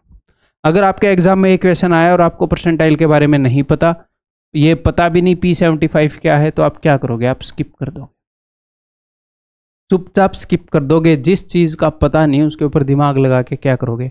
अगर दिमाग लगाना भी है तो बाद में लगाएंगे, जब वो वाले क्वेश्चन हो जाएं जो मार्क एंड रिव्यू वाले हैं, क्योंकि वो तो हमें पता है ना, हम कर सकते हैं। ये देखो भाई, if each value in A data set increases by के विच मेजर स्टेज द सेम। अगर हर वैल्यू को हम के बढ़ा देंगे, तो देखो बहुत सारे नंबर्स हैं, आप उनका मीन निकालते हो, मीन यानी कि एवरेज। अगर आप हर नंबर में 5 जोड़ दोगे, हर एक नंबर में 5 जोड़ दिया तो एवरेज भी बढ़ जाएगी, तो मीन में तो चेंज आ जाता है। अगर हर वैल्यू में हम के का इंक्रीज कर दें तो मीन भी के बढ़ जाएगा। अब देखो आपने हर एक वैल्यू को के बढ़ा दिया, तो मीडियन क्या होता है, मीडियन होता है बीच वाला आइटम। तो बीच वाला आइटम कोई भी हो, कोई भी हो, हर एक आइटम ही जब के बढ़ा है तो वो भी के बढ़ गया होगा, तो मीडियन में भी भाई चेंज आ जाएगा प्लस के का। ठीक है, अब मोड क्या होता है, मोड होता है मेरे भाई वो वाला नंबर जो ज्यादा बार आया है। मान लो मैंने एक सोसाइटी के अंदर कौन से बंदों, कितने बंदों की क्या क्या सैलरी है, तो मैक्सिमम बंदों की सैलरी मिली 25,000, तो मैंने हर एक बंदे की सैलरी 5-5 हज़ार बढ़ा दी। तो जिनकी 25,000 थी अब उनकी 30 होगी, तो मैक्सिमम बंदों की 30 मिलेगी। जिनकी पहले 30 थी उनकी 35 होगी ना अब। तो मोड के अंदर भी वही चेंज आता है जो आप हर एक डाटा के अंदर करते हो। वेरिएंस जो है वो अनचेंज्ड रहता है। ठीक है, वेरिएंस अनचेंज्ड क्यों रहेगा, वेरिएंस का फॉर्मूला देखते हैं। वेरिएंस का फॉर्मूला है कि भाई जब हम जो अपना मीन है, मीन उसका डिफरेंस लेते हैं हर एक। अब आपको वेरिएंस का फॉर्मूला पता होना चाहिए इसके लिए। हर एक उससे क्या बोलते हैं, मीन निकाल लिया जितने भी डाटा पॉइंट्स हैं उनसे, तो उनके डिफरेंस का हम स्क्वायर करते हैं और उनका सम करते हैं, बटे में हम करते हैं जी n। तो वेरिएंस में फ़र्क क्यों नहीं आ रहा, वेरिएंस में फ़र्क इसलिए नहीं आ रहा, देखना जब आपने हर एक नंबर में के जोड़ा तो जो मीन है वो भी पहले से के ज़्यादा हो गया, और हर नंबर भी मतलब हर एक नंबर पहले से के ज़्यादा है, तो मीन में और हर एक नंबर में जो फ़र्क है वो अनचेंज्ड रह गया ना। जब आप हर एक नंबर में ही के जोड़ दोगे तो मीन भी 5 बढ़ गया और हर नंबर भी 5 बढ़ गया। और ये क्या है, हर एक नंबर का मीन से फ़र्क, एक एक करके फ़र्क लेते हैं, तो इसके अंदर की जो वैल्यू है वो अनचेंज्ड है, इसमें कोई बदलाव नहीं है, पहले जितनी है। तो इस फॉर्मूले से पहले जो उत्तर आ रहा था वही अब आ रहा है, तो वेरिएंस में तो कोई बदलाव नहीं है। और वेरिएंस में कोई बदलाव नहीं है, स्टैंडर्ड डेविएशन में भी कोई बदलाव नहीं है। ठीक है, स्टैंडर्ड डेविएशन क्या होती है, स्टैंडर्ड डेविएशन होती है अंडर रूट वेरिएंस। तो वेरिएंस ही नहीं बदला तो स्टैंडर्ड डेविएशन क्यों बदलेगी। 5-10 मिनट, 5-10 मिनट। ठीक है भाई, ये क्लियर है। तो इसके ऊपर थोड़ी सी और अंडरस्टैंडिंग बढ़ाऊं मैं, आ जाओ। देखो, चेंजेस व्हेन यू ऐड और सब्ट्रैक्ट दी सेम नंबर के। जब आप एक डाटा सेट के अंदर, जैसे डाटा सेट का मतलब है कि मार्क्स ऑफ 12 स्टूडेंट्स, ये जब हर एक स्टूडेंट के मार्क्स में आप 5 जोड़ दोगे तो मीन भी 5 बढ़ जाएगा, मीडियन भी 5 बढ़ जाएगी, मोड भी 5 बढ़ जाएगा। ठीक है, तो कहाँ पर क्या चेंज आता है, यहाँ पर वेरिएंस में चेंज नहीं आया, इन सब में चेंज आया, तो कहाँ पर क्या चेंज आया है आता है। एक और चीज़, मैं यहाँ पर सारे कोफिशिएंट्स भी ले सकता हूँ, कोफिशिएंट ऑफ स्क्यूनेस भी ले सकता हूँ। ठीक है, वो मैंने पहले लिए भी थे, टेबल भी बनाया, फिर डिलीट कर दिए। क्यों, क्योंकि वो कन्फ्यूजिंग हो जाएगा। मैं चाह रहा हूँ जब भी वो कोफिशिएंट आए तो जैसे मैंने आपको ये फॉर्मूला करके दिखाया है ऐसे कर लो यार, रटने की जरूरत नहीं है। बेसिक कुछ ऐसी चीज़ें मैं आपको बताना चाह रहा हूँ डायरेक्टली याद रह जाए। देखो, अगर आप हर एक नंबर के अंदर कुछ ऐड कर दोगे या कुछ घटा दोगे तो मीन, मीडियन और मोड में वही चेंज आएगा जो आपने हर एक नंबर में चेंज किया है, वही चेंज आ जाएगा इन तीनों के अंदर। ठीक है, ठीक है। नेक्स्ट है mean deviation, standard deviation, variance, range. इनके अंदर क्या चेंज आएगा? इनके अंदर कोई भी चेंज नहीं आएगा। इनके अंदर कोई भी चेंज क्यों नहीं आएगा? क्योंकि ये हैं डिस्पर्शन के मेजर्स। अब डिस्पर्शन क्या होता है? डिस्पर्शन आप बोल सकते हो फैलाव। अब इसका एग्जैक्टली हिंदी टर्म मुझे नहीं पता, मैं आपको सेंस बता रहा हूं। हिंदी में स्टैटिस्टिक्स में क्या पता क्या करते हैं, सेंस यही है, मतलब समझ यही है, फैलाव, डाटा कितना फैला है। अब आप मुझे एक बात बताओ, जैसे रेंज है, रेंज का फॉर्मूला होता है कि डाटा में जो मैक्सिमम वैल्यू है उसमें से मिनिमम घटा दो। तो जब मैक्सिमम वैल्यू में ही 5 जुड़ चुका है, मिनिमम वैल्यू में ही 5 जुड़ चुका है, तो मैक्सिमम और मिनिमम का जो फर्क है वो तो उतना ही रहेगा ना भाई। अगर मैं ये जो डाटा है सारे डाटा में 5 जोड़ दूं, मैक्सिमम 27 है, मिनिमम 6 है, तो 27 में से 6 घटाओ तो भी 21 आएगा। इसमें 5 जोड़ दो, इसमें 5 जोड़ दो, तो फर्क तो फिर भी 21 का ही रहेगा ना, दोनों उतने ही बढ़ गए। तो ये कि डाटा कितना फैला हुआ है, इंग्लिश में डिस्पर्शन। तो ये सारे डिस्पर्शन के मेजर्स हैं। मेजर्स यानी कि मापक, डिस्पर्शन मापने के तरीके, अलग अलग तरह की डिस्पर्शन ये मांगते हैं, मापते हैं, तो इनमें कोई चेंज नहीं आएगा ना भाई। इसीलिए वेरिएंस क्या है? ये भी डिस्पर्शन माप रहा है, डिफरेंस ही माप रहा है, डाटा के फैलाव को माप रहा है, कितना फैला हुआ है, अलग अलग इनका यूज होता है। तो ये मैं इसलिए बताना चाह रहा था कि डायरेक्टली फिर आप क्या बोल पाओगे एग्जाम में, डिस्पर्शन के मापक, मीन डेविएशन, जब भी डिफरेंस आ रहा है, मीन डेविएशन में हम क्या करते हैं, मीन से डेविएशन लेते हैं, स्क्वायर नहीं करते वेरिएंस वाला, सीधा एन लिख देते हैं, ये मीन डेविएशन। फॉर्मूले आपको पता होने चाहिए, पूरा स्टैटिस्टिक्स चैप्टर नहीं पढ़ाऊंगा ना यहाँ पे। Standard deviation, variance, range, inter quartile range, वो भी क्या होती है कि क्वार्टाइल 3 में से क्वार्टाइल 1 घटा दिया कि कितना फैला हुआ है डाटा। ठीक है, क्वार्टाइल डेविएशन वो क्या होती है, इंटर क्वार्टाइल रेंज का हाफ होती है। तो इनमें कोई चेंज नहीं आएगा जब आप सेम डाटा ऐड करते हो, सेम वैल्यू ऐड करते हो, सेम वैल्यू सब्ट्रैक्ट करते हो। यहीं पर अगर आप किसी एक नंबर से गुणा कर दो या डिवाइड कर दो, गुणा करना और भाग करना सेम ही है। 2 से गुणा करो, 2 से भाग करो का मतलब क्या है, 1/2 से गुणा करो। ठीक है, तो तब क्या होता है, तब देखो अगर आपने हर एक नंबर को सी से मल्टीप्लाई कर दिया तो मीन, मीडियन, मोड सारे सी गुणा हो जाएंगे, सारे सी से मल्टीप्लाई हो जाएंगे। ठीक है, ऐसे ही जो डिस्पर्शन के मेजर्स हैं ये भी सारे क्या हो जाएंगे, सिर्फ वेरिएंस को छोड़कर सारे सी गुणा हो जाएंगे। क्यों सर, अब ये क्यों हो रहे हैं? क्योंकि देखो पहले था maximum value minus minimum value, अब मैक्सिमम वैल्यू है सी इंटू मैक्सिमम, मिनिमम वैल्यू है सी इंटू मिनिमम, तो अब सी कॉमन निकल गया ना। तो पहले जो मैक्सिमम माइनस मिनिमम थी उससे सी गुणा हो गई नई वैल्यू, तो इन सब में वही चेंज आ रहा है। वेरिएंस में क्या है, वेरिएंस के फॉर्मूले में स्क्वायर इन्वॉल्व होता है, ये स्क्वायर, तो सी स्क्वायर का चेंज आ जाएगा। ठीक है, तो इस टेबल से थोड़ा सा आपको ये रहेगा कि हो सकता है इस तरह का क्वेश्चन आए तो आप डायरेक्टली कर पाएँ। इसके अलावा और कुछ आएगा तो आप फॉर्मूले से अंडरस्टैंड कर लेना, वैसे भी वो रटा नहीं जाएगा।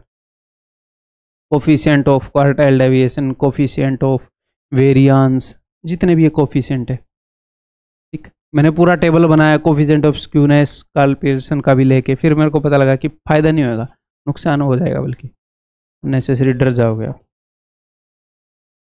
ठीक है, तो अब हम क्वेश्चन देखें भाई, कितने क्वेश्चन हमने किए, कितने स्किप किए, तो देख लेते हैं। 1 2 3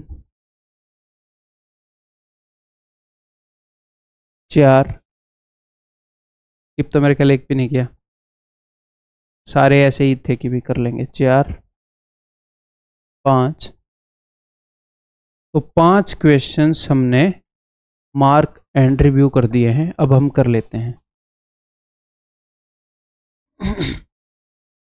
देखो, Ravi borrows a sum of this much at the rate of 12% per annum simple interest. At the end of the first year he repays this much. तो उसने पहले इतने रुपए लिए कुछ रेट पर, 1 साल के बाद उसने कुछ रुपए रिटर्न कर दिए, ₹25,800 towards return of principal amount. तो ये कंपाउंड इंटरेस्ट वाली अंडरस्टैंडिंग नहीं है। 3 रुपयों के ऊपर ब्याज लगाओ, फिर जो टोटल अमाउंट बन गया उसमें से ये घटा दो ना, वो ये बोल रहा है उसने प्रिंसिपल में से घटा दिए। ठीक है, if Ravi clears all the pending dues at the end of the second year. तो सबसे पहले मैं आपको समझा दूं हो क्या रहा है। हो ये रहा है भाई कि उसने इतने रुपए लिए स्टार्टिंग में, ठीक है, तो इन रुपयों के ऊपर ब्याज लग रहा है लग रहा है लग रहा है। फिर यहाँ पर उसने क्या किया, यहाँ पर उसने 25,800 रुपये दे दिए, ठीक है, ओके जी। तो अब क्या होगा, यहाँ पर उसके ऊपर कितने रुपए माने जाएंगे पता है, उसके ऊपर माने जाएंगे इतने -25,800, ये प्रिंसिपल है, और इसके ऊपर इंटरेस्ट लगेगा। ये मत बोलना कि सर इसका जो इंटरेस्ट था वो भी तो इसके अंदर जुड़ा होगा, नहीं, इसके ऊपर जो इंटरेस्ट था वो अलग से कैलकुलेट होएगा कि इंटरेस्ट 1, और इसमें से 25,800 घटाए, इसको 1 साल के लिए उसने यूज़ किया, इसके ऊपर जो इंटरेस्ट होएगा इंटरेस्ट 2, ठीक है। ये इंटरेस्ट लगा है 2,15,000 पर 1 साल के लिए, और यहाँ पर कुछ इंटरेस्ट लगा है, और यहाँ पर ये जो रुपए बच गए, ये जो भी रुपए बच गए वो भी वो लौटाएगा। तो टोटल 3 चीज़ें लौटाएगा। उसने 2,15,000 रुपये लिए थे, तो ये तो उसको लौटाए नहीं है, आगे चलता गया चलता गया, तो यहाँ तक उसने ये रुपये यूज़ किए, तो 2,15,000 के ऊपर जो 12% बनता है ये वो देगा। मैं आपको सिचुएशन समझा रहा हूँ, क्वेश्चन नहीं करवा रहा, ये वो देगा। फिर 2,15,000 माइनस 25,800 ये जो बन गया, इसके ऊपर वो ये भी देगा, और इसके ऊपर जो 12% ब्याज लगेगा वो ये भी देगा, क्योंकि ये उसने 1 साल के लिए यूज किए, और ये रुपए लौटाने भी हैं, ठीक है, क्लियर है। ये 3 कंपोनेंट देगा वो। तो अगर आप चाहो एग्जाम के अंदर आप इसको ऐसे भी कर सकते हो कि 2,15,000 का 12%, आपको ऐसे डायरेक्टली समझ में आ गया कि 2,15,000 रुपये लिए, ये उसने 1 साल तक यूज़ किए, तो उसका 12% जो भी बना वो ब्याज के तौर पर देगा, और उसके बाद 2,15,000 माइनस 25,800 ये रुपए 1 साल के बाद उसके पास रह गए, तो इसका 112% देगा, इसका 112% देगा। और यहाँ पर अब आप क्या कर सकते हो, अगर आप चाहो तो यूनिट डिजिट और डिजिटल सम ये यूज़ कर सकते हो। कई बार स्टूडेंट बोलते हैं कि सर आप डिजिट सम के खिलाफ क्यों हो। मैं डिजिट सम के खिलाफ नहीं हूँ, उसको अलग से चैप्टर बना के पढ़ाने की जरूरत नहीं है। डिजिट सम बहुत बढ़िया चीज़ है, लेकिन जहाँ पर उसका यूज़ हो, एक तो उसको अलग से चैप्टर बना के पढ़ाने की जरूरत नहीं है, चलो वो भी पढ़ा दिया, कोई दिक्कत नहीं, अलग से क्लैरिटी आ गई है। हम 25 में से 25 क्वेश्चन के ऊपर डिजिटल सम लगाने की कोशिश कर ही नहीं सकते एग्जाम में। अगर आप उस माइंडसेट को लेकर चलोगे हर एक को डिजिटल सम से कर दूं, आपको ज़्यादा टाइम लग जाएगा। हर एक बार 4 ऑप्शन चेक करना, क्वेश्चन को समझना, ऐसे नहीं करना। ये चीज़ें कब यूज़ करने की होती है, अब मुझे पता है यार ये मुझे कैलकुलेशन करनी पड़ेगी, तो अब मेरे दिमाग में आया कि डिजिटल सम यूज़ करके देख लूँ क्या, यूनिट डिजिट यूज़ करके देख लूँ क्या। मान लो सबके यूनिट डिजिट अलग अलग होते हैं, तो फिर यूनिट डिजिट करके देख लूँ क्या, ठीक है, ओके। तो और डिजिटल सम क्या है, डिजिटल सम कोई ऐसे अलग से यूनिक कंसेप्ट नहीं है, ये है जब हम किसी नंबर को 9 से डिवाइड करते हैं तो क्या रिमाइंडर आता है, 9 से डिवाइड करने पर रिमाइंडर, दैट इज डिजिटल सम। इस नंबर को 9 से डिवाइड करने पर क्या रिमाइंडर आएगा, वो इसका डिजिट सम बोलते हैं उसको। डिजिटल रूट भी यही होता है, कई लोग डिजिटल रूट बोल देते हैं, यही चीज़ है वो, ठीक है। तो सिंपली जब चीज़ें डेसिमल में हो, जब चीज़ें परसेंटेज में हो, तो डिजिटल सम के ऊपर कोई फर्क नहीं पड़ता। क्यों? क्योंकि डेसिमल हो या परसेंटेज हो, उसका लेना देना है 100 से, 1000 से, 10 से। 1 के बाद डेसिमल है तो 10, परसेंटेज है तो 100, 2 के बाद डेसिमल है, तो इसका डिजिटल सम एक ही रहता है, इन सब को जोड़ोगे तो, ठीक है। 9 से डिवाइड करने पर 100 को डिवाइड करो, एक ही रिमाइंडर आएगा, तो उसको आप इग्नोर कर सकते हो। तो अब मैं क्या कर सकता हूं, देखो इन सब का डिजिट सम निकालूंगा, 4 और 3 7 और 2 9, 9 को तो इग्नोर कर सकते हो आप, क्योंकि 9 से डिवाइड करने पर रिमाइंडर निकाल रहे हैं, वही है डिजिट सम, ठीक है। 3 आया, ठीक है, 2 और 2 4, 3 7 और 1 8। ये मैं क्यों कर रहा हूँ, अगर चारों ऑप्शन मैच हो गए तो फिर क्या फायदा डिजिटल सम निकालने का।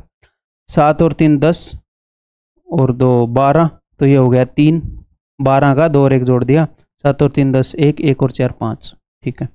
9 को इग्नोर कर सकते हो डिजिटल सम में, 6 और 4 10 यानी कि 1। अगर 2 का डिजिटल सम भी मैच हो जाता, मान लो ये भी 3 आ गया, ये भी 3 आ गया, ये 1 आ गया, ये 8 आ गया, तो भी जनरली मैं तो ये प्रेफर करता हूँ कि चेक कर लूँ, क्या पता फंसी जाए, बढ़ जाएंगे। अगर नहीं फंसा तो वो 2 तो कट ही गए, फिर देखेंगे अभी क्या करना, ठीक, ओके। तो अब देखो 5 और 2 7 और 1 8, तो ये है जी अपने पास 8, गुणा ही करना है, 2 और 1 3, गुणा है तो गुणा रहने देना है। 8 3 24, 24 यानी कि 4 और 2 6 प्लस में। अब 5 और 2 7 और 1 8, 8 में से घटाना है मुझे। 8 और 2 10 और 5 15, 5 और 1 6। ठीक है, तो 8 में से 6 गए। अब आपको लगे सर कभी ऐसा हो जाए तो 6 माइनस 8, तो 6 में से 8 गए -2, यानी कि 9 से डिवाइड करने पर -2 रिमाइंडर, यानी कि 9 में से 2 गए 7, 7 रिमाइंडर। ठीक है, ठीक है भाई, जस्ट ये 9 से डिवाइड करने पर रिमाइंडर है, जैसे नंबर सिस्टम की जो अंडरस्टैंडिंग है वो रिमाइंडर वाली यूज कर लो। 8 में से 6 गए 2, तो 2 गुणा में 2 और 2 4, 4 दूनी 8, 8 और 6 14, तो 14 का 4 और 1 भी जोड़ दो 5, तो डिजिट सम 5 है इसका। इसको 9 से डिवाइड करने पर 5 रिमाइंडर आएगा इस सारे को पक्का, और इसको 9 से डिवाइड करने पर 5 आ रहा है, यानी कि यही उत्तर हो सकता है फिर। ठीक है, मान लो 3 1 5 2 को 9 से डिवाइड करने पर 2 रिमाइंडर आ रहा है, तो भले ही मैं इसको ऐसे 3000 प्लस में ऐसे 15 × 10 यानी कि 150 प्लस 2 ऐसे तोड़ करके कर दूं, मैं इसी नंबर को ऐसे तोड़ के किया है, तो भी तो 9 से डिवाइड करने पर वही रिमाइंडर आएगा, वही चीज़ है। इसको ऐसे तोड़ मोड़ के ऐसे लिख रखा खोल के, तो 9 से डिवाइड करने पर तो सेम ही रिमाइंडर आएगा, क्योंकि ये वैल्यू इसी के बराबर है, तो ये है डिजिट सम। तो जब भी इस तरह का कुछ सिस्टम होएगा तो हम ये यूज़ कर लेंगे। क्लियर है भाई? इसको मैं और भी कई तरीकों से बता सकता हूँ, बट मोर देन एनफ है, ये अंडरस्टैंडिंग मेरे ख्याल आप समझ गए होंगे। क्यों मैं अलग तरीकों से नहीं बताना चाहता, क्योंकि हमें इस चीज़ को रटना नहीं है। अब वो कल को इसको किसी और तरीके से देगा, परसों को किसी और तरीके से देगा, तो जो मेन स्किल अपने पास होनी चाहिए वो ये होनी चाहिए कि उसकी बात को, उसकी स्टेटमेंट को पढ़ के आपको ये ना बनाना पड़े, आप दिमाग में ये समझ पाओ कि अच्छा ये चल रहा है, और आप उसको फिर कर पाओ। रटना नहीं है, 3 दिन में भूल जाओगे फिर। Next, study the given table and answer the question that follows. The table represents the number of scooters in thousands manufactured by 4 companies A, B, C and D. तो भैया देखो, 16 में A ने इतने हज़ार स्कूटर बनाई, 2017 में B ने इतनी स्कूटर बनाई, 2018 में D ने इतने हज़ार स्कूटर बनाई। ठीक है, हज़ारों में है, और किसने कितनी स्कूटर बनाई वो है। The average number of scooters produced by company D, तो कंपनी D की average is what percent more, तो एक वैल्यू किसी दूसरे से कितने परसेंट ज़्यादा है या कितने परसेंट कम है या कितने परसेंट है, सिंपली हम उनका रेशियो निकालते हैं। एग्जैक्ट वैल्यू की ज़रूरत नहीं है, निकाल लेते हैं भाई। कंपनी डी की एवरेज, तो इनको जोड़ते हैं, तो इधर से मैं स्टार्ट कर देता हूँ 1 2 3, 3000। ठीक है, या फिर अगर आप चाहो आपकी स्क्रीन पर ये सीधा दिखेगा, ऐसे भी आप कर सकते हो कि सारे जीरे जोड़ दी, उसमें भी कोई दिक्कत नहीं है। 8 2 10 और 5 15। ठीक है, 7 और 1 8 और 1 9, और ये गलत कर दिया कि मेरे को इसकी आदत नहीं है, वैसे मेरे को आदत इसकी है। 7 और 1 8 और से 14 और 1 15, 1 तो ये आ गया 4 मेरे ख्याल, 1 2 3 और 1 कैरी ऑन था, तो ये इन सब का सम है डिवाइडेड बाई 1 2 3 4। और ये एक छोटी सी सिली मिस्टेक भी बंदे करते हैं, 4 से डिवाइड करना है, 3 से कर दिया, 5 से कर दिया, तो इन चीज़ों से बचा करो, हड़बड़ी करवाती है आपसे ये चीज़ें, जल्दबाजी। अब नेक्स्ट, तो ये जो वैल्यू है ये कितने परसेंट ज़्यादा है किससे, combined average of number of scooters. तो सबसे पहले मैं आपको कंबाइंड एवरेज बताता हूँ क्या है। कंबाइंड एवरेज है इन 3 कंपनियों की कंबाइंड एवरेज, तो इन सब का सम करोगे फिर 4 से डिवाइड करोगे, इन सब का सम करोगे फिर 4 से डिवाइड करोगे, तो इस कंपनी की एवरेज आएगी ना। इन सब का सम करोगे फिर 4 से डिवाइड करोगे, तो इस कंपनी की एवरेज आएगी। तो अलग अलग कंपनियों की एवरेज आ गई, फिर आपको 3 कंपनियों की अगर एवरेज निकालनी है तो उन तीनों को जोड़कर फिर 3 से डिवाइड करोगे। तो पहले आप 4 से डिवाइड कर चुके हो, फिर आप 3 से डिवाइड कर रहे हो, तो 4 3 12, आप 12 से डिवाइड कर रहे हो। क्यों? क्योंकि 1 2 3 4 5 6 7 8 9 10 11 12, 4 इधर हैं 3 इधर, 4 3 12 हैं। तो कंबाइंड एवरेज अगर वो ऐसे बोल रहा है तो सिंपली क्या क्या करो, इन सब को जोड़ के 12 से डिवाइड कर दो। ठीक है, तो 12 से डिवाइड करूंगा, इन सब का सम नीचे लिखूंगा। चलिए जी जोड़ते हैं फिर। तो इन सब के पीछे 0 तो है ही, है ना, तो एक 0 लिख दिया। ठीक है, 4 12 14 19 21 27 35 36 38 42 और 2 44, 4 कैरी लिख लिया करो भाई, नहीं तो भूल जाओगे। 2 8 12 20 29 34 37 38, 44, 4 48 और 4 52, 5 5 6 7 8 9 10। गलती ना हुई हो बस, है ना। गलती होगी तो आपसे करवाऊंगा फिर। भाई नहीं कट रहा है। 3 5 15, 3 चौके 12 और 1 13, 1024। ये कितने परसेंट ज़्यादा है? 5 में से 4 गया 1, 6 में से 2 गए 4। ये भी मेरे को लिख के करना पड़ रहा है, ठीक है। तो 341, ये ऊपर वाला जो है इससे 341 ज़्यादा है, तो 341 कितने परसेंट है 1024 का? तो सिंपल सी बात है, इसमें सबसे पहले हम क्या देखते हैं कि इसका 10% जो है वो उसमें कितनी बार आया। तो 102, मोटा मोटा देख लो कि 100 है, 100 है 300, तो 30% तो प्लस ही है, ठीक है। तो उत्तर बी और डी में से होएगा वैसे, क्योंकि 40% इसका 40% 400 समथिंग होएगा, 40% से भी ज़्यादा है नहीं है, ठीक है। तो मैं स्टार्ट करता हूँ। तो अब इसका 30% क्या होगा? इसको 3 से गुणा करता हूँ, 3 चौके 12, 3 दूनी 6 और 1 7, 307.2। तो 307.2 है इसका 30%। तो 307.2 तक पहुँचते पहुँचते आपके दिमाग में मैं अंडरस्टैंडिंग बनाना चाह रहा हूँ, एक बार देखो। ये है 341, 307.2 तक पहुँचते पहुँचते 30% हो गया। अब हमें ये देखना है कि यहाँ से आगे तक और कितने परसेंट चलना पड़ेगा? 3% चलना पड़ेगा या 6% चलना पड़ेगा? 33 और 36 में से उत्तर है। तो ये देखो 307 से और आगे 341 कितनी दूर है? तो 41 में से 7 गए 34, तो 33.8 दूर है। तो अब पहले मैंने 10% का सहारा लिया था, अब मैं 1% का सहारा लूंगा। तो इसमें 2 के बाद पॉइंट लगाओगे तो 1%। तो मोटा मोटी देखना होता है कि 10 3 30, अब 10 छिके 6%। देखो 36 आंसर होने के लिए 6% आगे होना चाहिए ये, तो 6% तो नहीं है ना, 10 छिके 60 होता है, तो 3% समथिंग है। तो ये उत्तर है, ऐसे अप्रोक्सीमेट करते हैं, ठीक है। क्लियर है? आगे बढ़ जाऊं। ए शॉपकीपर सोल्ड, अब इस क्वेश्चन को समझते हैं भाई। 24 chocolates for 120 instead of 25 chocolates in 1 pack. उसने क्या किया, एक पैक में 25 चॉकलेट होती हैं, उसकी बजाय उसने 24 चॉकलेट बेच दी भाई ने, ठीक है, 120 रुपए की। What is the gain if the shopkeeper bought the chocolates for ₹90। तो क्या था, 25 चॉकलेट का पैक था, एक पैक वो लेकर आया था 90 रुपए में, लेकिन उसने 24 चॉकलेट बेच दी 120 रुपए में। ये सीन हुआ, उसने एक पैकेट में से एक निकाल ली और ग्राहक को बोल दिया यार 24 ही आती हैं यार, एक पैक में ले। कितने की मिलेंगी सर? 120 में मिलेंगी भाई, ले जा। ये सीन है।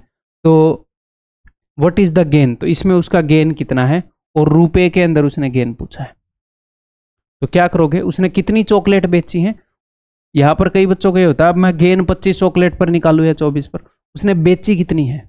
उसने बेची है 24, ही सोल्ड 24, तो 24 चॉकलेट के ऊपर आपको फायदा निकालना है। तो 24 चॉकलेट के ऊपर फायदा कैसे निकालोगे? 24 चॉकलेट के ऊपर फायदा निकालने के 2 तरीके हैं, या तो एक चॉकलेट पर फायदा निकाल लो, उसको 24 गुना कर दो, या 24 चॉकलेट के सेलिंग प्राइस में से उनका कॉस्ट प्राइस घटा दो। तो 24 चॉकलेट उसने बेची है 120 रुपए की, उसमें से घटा दो 24 चॉकलेट का कॉस्ट प्राइस। तो एक चॉकलेट, ये कॉस्ट प्राइस है, ये सेलिंग प्राइस है। एक चॉकलेट कितने की खरीदी? 25 चॉकलेट खरीदी 90 की, तो एक चॉकलेट खरीदी 90/25 की, तो 24 चॉकलेट खरीदी होंगी गुणा में 24 इतने की। ठीक है ब्रदर, अब मैं इसको क्या करूं, बचो बचो 25, 18 पे चला गया, ठीक है। इसको ऊपर नीचे 2 से गुणा कर देता हूं ताकि नीचे 10 हो जाएगा, है ना, एक के बाद पॉइंट लगा देंगे। 18 दूनी 36 है, तो 24 सिक्के 44, 14 24 से 72 और 14, ये हो जाएगा 86.4। तो 120 में तो बेची और 86.4 में उसने खरीदी थी, तो 0.6, 10 में से 7 गए 3, 11 में से 8 गए 3, 33.6 का फायदा।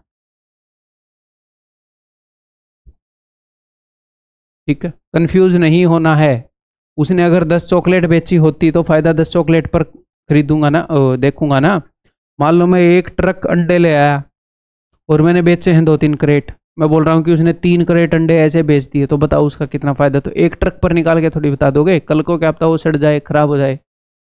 तो जितनी चीज बेची है उस पर फायदा होगा ना अब तक।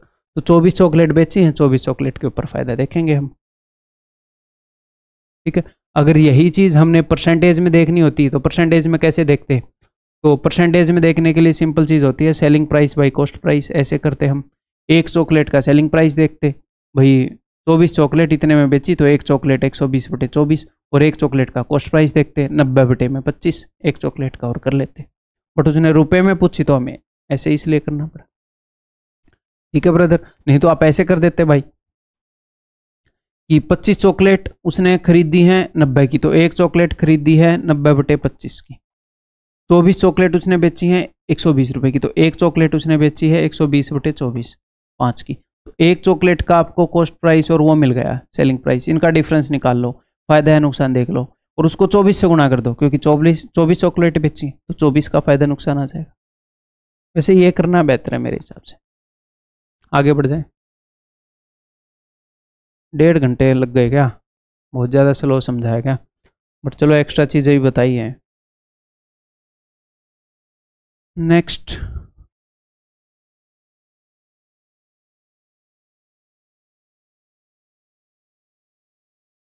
बताना भाई अगर ये लगे कि सर स्पीड तो बहुत कम है टाइप से, अगर टाइम बहुत ज़्यादा लग रहा है तो।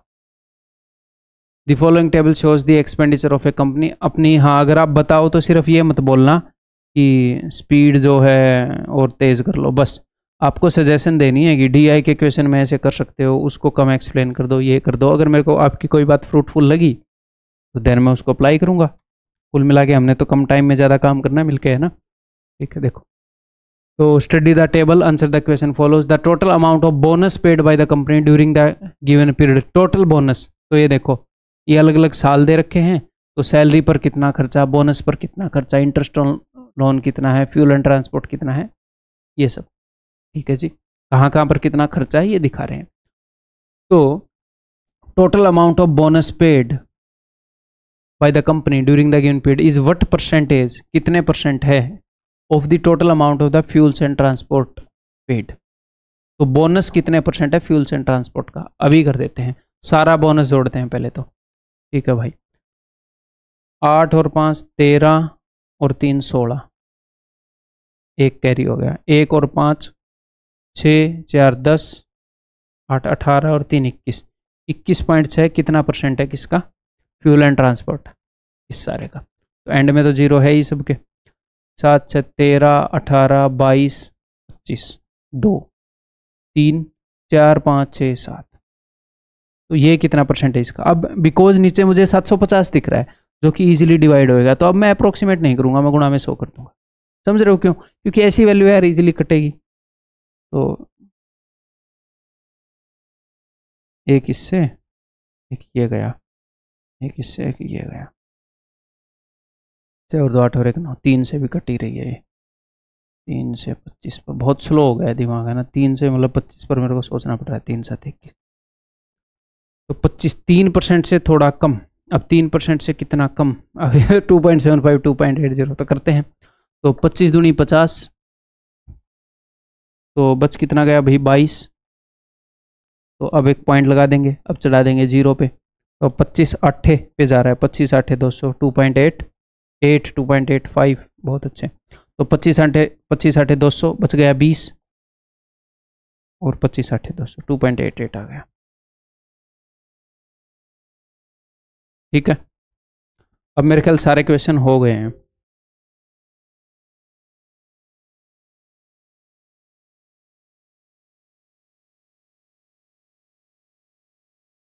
एक और रहता है यार, ये क्वेश्चन आपका HW है, क्योंकि ये इजीली हो जाएगा। इस कमेंट करके बताओ मुझे क्या उत्तर है। ठीक है, और कुछ मेरे को नहीं बताना है। अगले मॉक टेस्ट की मैं आपको अपडेट दूंगा कि ऐप के अंदर कब आएगा। ठीक है, बाकी इसके नीचे आप सजेस्ट करना, अपना फीडबैक देना, सजेस्ट नहीं तो कि हाँ भाई ठीक था, कोई दिक्कत नहीं थी, ये वाला भी देना, दोनों तरह के फीडबैक देना। दैट्स ऑल, अगली वीडियो के अंदर मिलते हैं भाई, बाय बाय, टेक केयर।